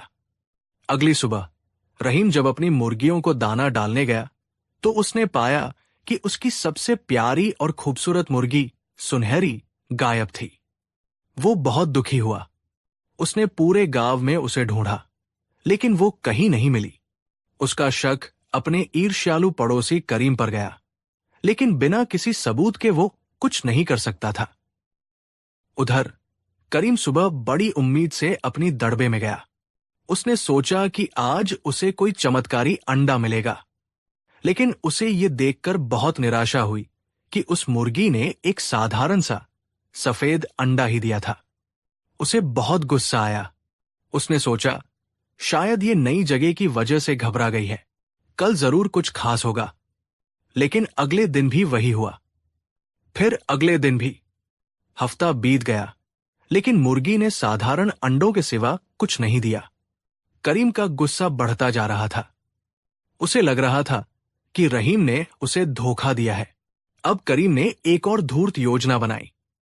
वो सीधा बादशाह अकबर के दरबार में पहुंच गया। उसके हाथ में एक टोकरी थी, जिसे उसने कपड़े से ढक रखा था। दरबार में पहुंचकर वो जोर जोर से रोने और छाती पीटने लगा। दुहाई हो जहांपनाह, दुहाई हो, मैं लुट गया, बर्बाद हो गया। अकबर ने उसे शांत कराते हुए पूछा, क्या हुआ? तुम्हें किसने लूटा? करीम ने अपनी झूठी कहानी सुनानी शुरू की। जहांपनाह, मैं एक गरीब किसान हूं। मेरे पड़ोसी रहीम ने मेरे साथ बहुत बड़ा धोखा किया है। कुछ महीने पहले उसने मुझे एक मुर्गी बेची। उसने कसम खाकर कहा था कि यह कोई मामूली मुर्गी नहीं, बल्कि एक जादुई मुर्गी है जो हर रोज सोने का एक अंडा देती है। मैंने अपनी जीवन भर की सारी जमा पूंजी, 500 सोने की मोहरें, उसे देकर वो मुर्गी खरीद ली। लेकिन जहांपनाह, उस मुर्गी ने आज तक एक भी सोने का अंडा नहीं दिया। वो तो साधारण अंडे देती है। जब मैंने रहीम से अपने पैसे वापस मांगे तो उसने मुझे धमकाकर भगा दिया। जहांपनाह, मेरे साथ न्याय कीजिए, उस धोखेबाज को सजा दीजिए और मेरे 500 मोहरें वापस दिलवाइए। ये सुनकर पूरा दरबार हैरान रह गया। सोने का अंडा देने वाली मुर्गी? ये तो कहानियों में ही होता है। कुछ दरबारी हंसने लगे तो कुछ को करीम पर तरस आने लगा। अकबर ने गंभीरता से पूछा, क्या तुम्हारे पास इस बात का कोई सबूत है कि तुमने रहीम को 500 मोहरें दी थी? करीम चालाक था। उसने पहले से ही तैयारी कर रखी थी। उसने अपने 2 दोस्तों को झूठी गवाही देने के लिए तैयार कर लिया था। दोनों ने दरबार में आकर कसम खाकर कहा कि हां, उन्होंने अपनी आंखों से करीम को रहीम को 500 मोहरें देते हुए देखा था। अब मामला पेचीदा हो गया था। गवाह करीम के पक्ष में थे। रहीम को दरबार में बुलाया गया। जब उसने ये आरोप सुना तो उसके होश उड़ गए। जहांपनाह, ये सरासर झूठ है। रहीम ने कांपते हुए कहा, मैंने इसे कोई मुर्गी नहीं बेची। मेरी तो एक मुर्गी इसने खुद चुराई है, और 500 मोहरों की बात तो बिल्कुल बेबुनियाद है। मेरे जैसे गरीब किसान ने तो अपनी पूरी जिंदगी में इतनी मोहरें एक साथ नहीं देखी। अब अकबर दुविधा में पड़ गए। एक तरफ करीम और उसके 2 गवाह थे, और दूसरी तरफ अकेला और बेबस रहीम। कानून और सबूत करीम के साथ थे, लेकिन अकबर का दिल कह रहा था कि रहीम सच बोल रहा है। थक-हार कर उन्होंने अपनी सबसे भरोसेमंद नजर से बीरबल की ओर देखा। बीरबल, अब तुम ही इस गुत्थी को सुलझाओ। सच और झूठ का पर्दा उठाओ और न्याय करो। बीरबल अपनी जगह से उठे। उन्होंने करीम और रहीम दोनों को गौर से देखा। वे करीम की आंखों में छिपे लालच और रहीम के चेहरे पर छाई बेबसी को साफ पच सकते थे। बीरबल ने करीम से पूछा, तो तुम कहते हो कि ये मुर्गी सोने का अंडा देती है? जी हुजूर, इसी शर्त पर मैंने इसे खरीदा था। करीम ने पूरे आत्मविश्वास से कहा। और ये मुर्गी अभी कहाँ है? बीरबल ने पूछा। ये मेरे पास ही है हुजूर, मैं उसे साथ लाया हूं। ये कहकर करीम ने टोकरी पर से कपड़ा हटाया। अंदर वही सुनहरे पंखों वाली मुर्गी थी। बीरबल मुस्कुराए। ठीक है, मामला बहुत सीधा है। अगर ये मुर्गी वाकई सोने का अंडा देती है तो रहीम धोखेबाज है, और अगर नहीं तो तुम झूठे हो। इसका फैसला अभी और यही हो जाएगा। बीरबल ने एक सेवक को आदेश दिया, जाओ और शाही रसोई से मुर्गियों का सबसे अच्छा दाना लेकर आओ। फिर वे करीम की ओर मुड़े। करीम, तुम खुद इस मुर्गी को ये शाही दाना खिलाओ। हम सब यही इंतजार करेंगे। आज ये मुर्गी दरबार में हम सबकी आंखों के सामने अंडा देगी। अगर अंडा सोने का निकला तो रहीम को फांसी दे दी जाएगी और तुम्हें इनाम मिलेगा, और अगर अंडा साधारण निकला तो झूठ बोलने और दरबार को गुमराह करने के अपराध में तुम्हें फांसी दे दी जाएगी। यह सुनकर करीम का चेहरा पीला पड़ गया। फांसी का नाम सुनकर उसके हाथ पैर कांपने लगे। उसे पता था कि मुर्गी सोने का अंडा नहीं दे सकती। वो बुरी तरह फंस चुका था। नहीं हुजूर, वो हकलाने लगा। ये ऐसे सबके सामने अंडा नहीं देती। ये तो सिर्फ सुबह सुबह अकेले में ही सोने का अंडा देती है। बीरबल ने हंसते हुए कहा, क्यों? क्या सोने का अंडा देने के लिए कोई खास मुहूर्त होता है, या फिर तुम्हारी कहानी में ही कोई झोल है? अब करीम समझ गया कि उसकी चालाकी पकड़ी गई है। वो तुरंत बीरबल के पैरों में गिर पड़ा। मुझे माफ कर दीजिए हुजूर, मुझसे गलती हो गई। ये मुर्गी सोने का अंडा नहीं देती। मैंने ये कहानी झूठ-मूठ गढ़ी थी। दरबार में मौजूद लोग धिक्कार है, धिक्कार है चिल्लाने लगे। अकबर का चेहरा गुस्से से लाल हो गया। एक निर्दोष को फंसाने और दरबार का समय बर्बाद करने के लिए तुम्हारी इतनी हिम्मत। सैनिकों, ले जाओ इसे और कालकोठरी में डाल दो। सैनिक करीम को घसीटते हुए ले जाने लगे। रहीम ने राहत की सांस ली। उसे लगा कि उसे न्याय मिल गया, लेकिन बीरबल ने सैनिकों को रोक दिया। एक पल रुकिए जहांपनाह। सब लोग हैरानी से बीरबल को देखने लगे। अपराधी के कबूलनामे के बाद भी बीरबल उसे क्यों रोक रहे थे? बीरबल अकबर के पास गए और धीरे से कहा, जहांपनाह, इस व्यक्ति को कालकोठरी में डालने से हमें क्या मिलेगा? ये लालची है, मूर्ख है, लेकिन शायद उतना बुरा नहीं है। सजा का असली मकसद अपराधी को सुधारना होता है, उसे खत्म करना नहीं। अगर आप इजाजत दें तो मैं इसे एक ऐसी सजा देना चाहता हूं जो इसे जिंदगी भर याद रहे और ये लालच का रास्ता हमेशा के लिए छोड़ दे। अकबर बीरबल की बातों से हमेशा प्रभावित होते थे। उन्होंने कहा, ठीक है बीरबल, हम तुम्हें इजाजत देते हैं, करो अपना न्याय। बीरबल मुस्कुराए और करीम के पास गए, जो अभी भी जमीन पर पड़ा कांप रहा था। करीम, उठो, बीरबल ने नरम आवाज में कहा। मैं तुम्हें एक मौका और देना चाहता हूं। तुमने कहा था कि ये मुर्गी सोने का अंडा देती है। मैं तुम्हारी बात पर विश्वास करने को तैयार हूं। ये सुनकर करीम और पूरा दरबार हैरान रह गया। बीरबल ने अपनी बात जारी रखी। शायद ये मुर्गी इसलिए सोने का अंडा नहीं दे रही क्योंकि तुम इसे ठीक से खिला पिला नहीं रहे, या शायद इसका असली राज तुम्हें पता नहीं है। बीरबल ने मुर्गी को अपने हाथ में लिया और उसे प्यार से सहलाने लगे। देखो कितनी खूबसूरत मुर्गी है। इसके पंख सोने की तरह चमक रहे हैं।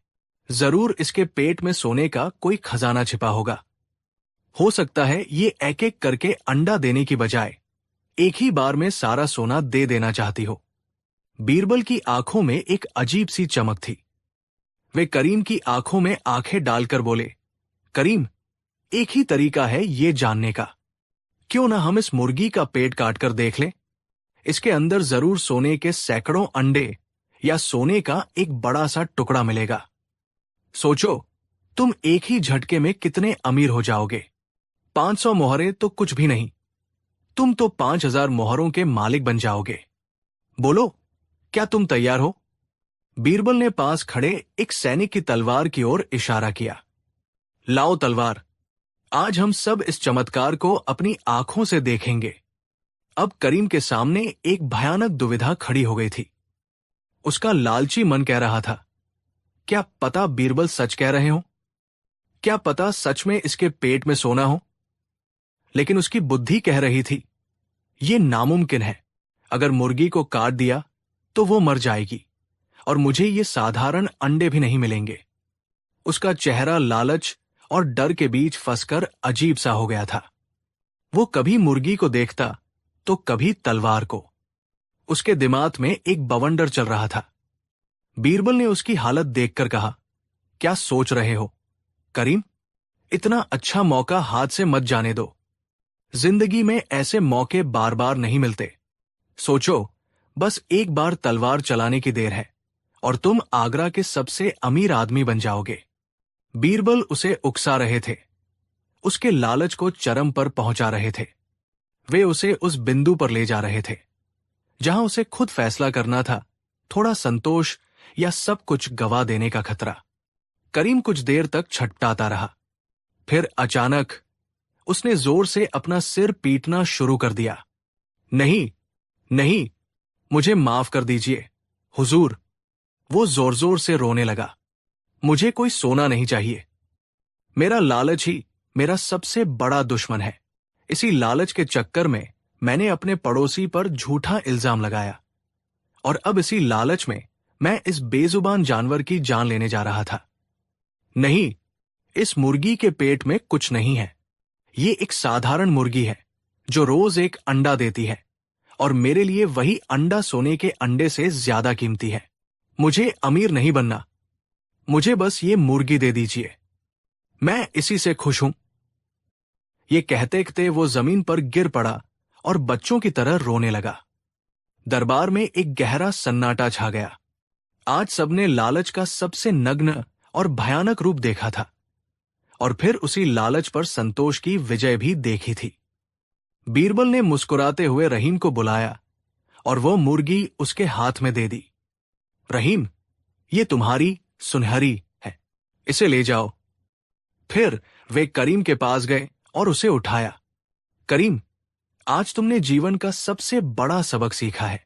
लालच एक ऐसी आग है जो सब कुछ जलाकर राख कर देती है। संतोष ही सबसे बड़ा धन है। तुम्हारी असली सजा काल कोठरी में नहीं, बल्कि तुम्हारे अपने जमीर के सामने थी, और तुमने उस परीक्षा को पास कर लिया। बीरबल ने अकबर से कहा, जहां पनाह, अब इसे किसी सजा की जरूरत नहीं है। इसके आंसू बता रहे हैं कि ये सुधर चुका है। अकबर बीरबल के इस अनोखे न्याय से इतने प्रभावित हुए कि वे अपनी गद्दी से उतरकर नीचे आ गए। उन्होंने कहा, बीरबल, तुम महान हो। तुमने सजा नहीं दी, बल्कि सुधार किया है। तुमने एक अपराधी को नहीं, बल्कि उसके अंदर के अपराध को खत्म किया है। आज हमने न्याय का एक नया रूप देखा। उस दिन के बाद करीम सचमुच बदल गया। उसने रहीम से माफी मांगी और दोनों फिर से अच्छे पड़ोसी बन गए। वो मेहनत से खेती करता और जो कुछ भी कमाता उसी में खुश रहता। और सोने का अंडा देने वाली मुर्गी की ये कहानी पूरे आगरा में मशहूर हो गई। ये सिर्फ एक कहानी नहीं थी, बल्कि एक सबक थी कि असली खजाना बाहर नहीं, बल्कि इंसान के अपने मन के अंदर संतोष में छिपा होता है।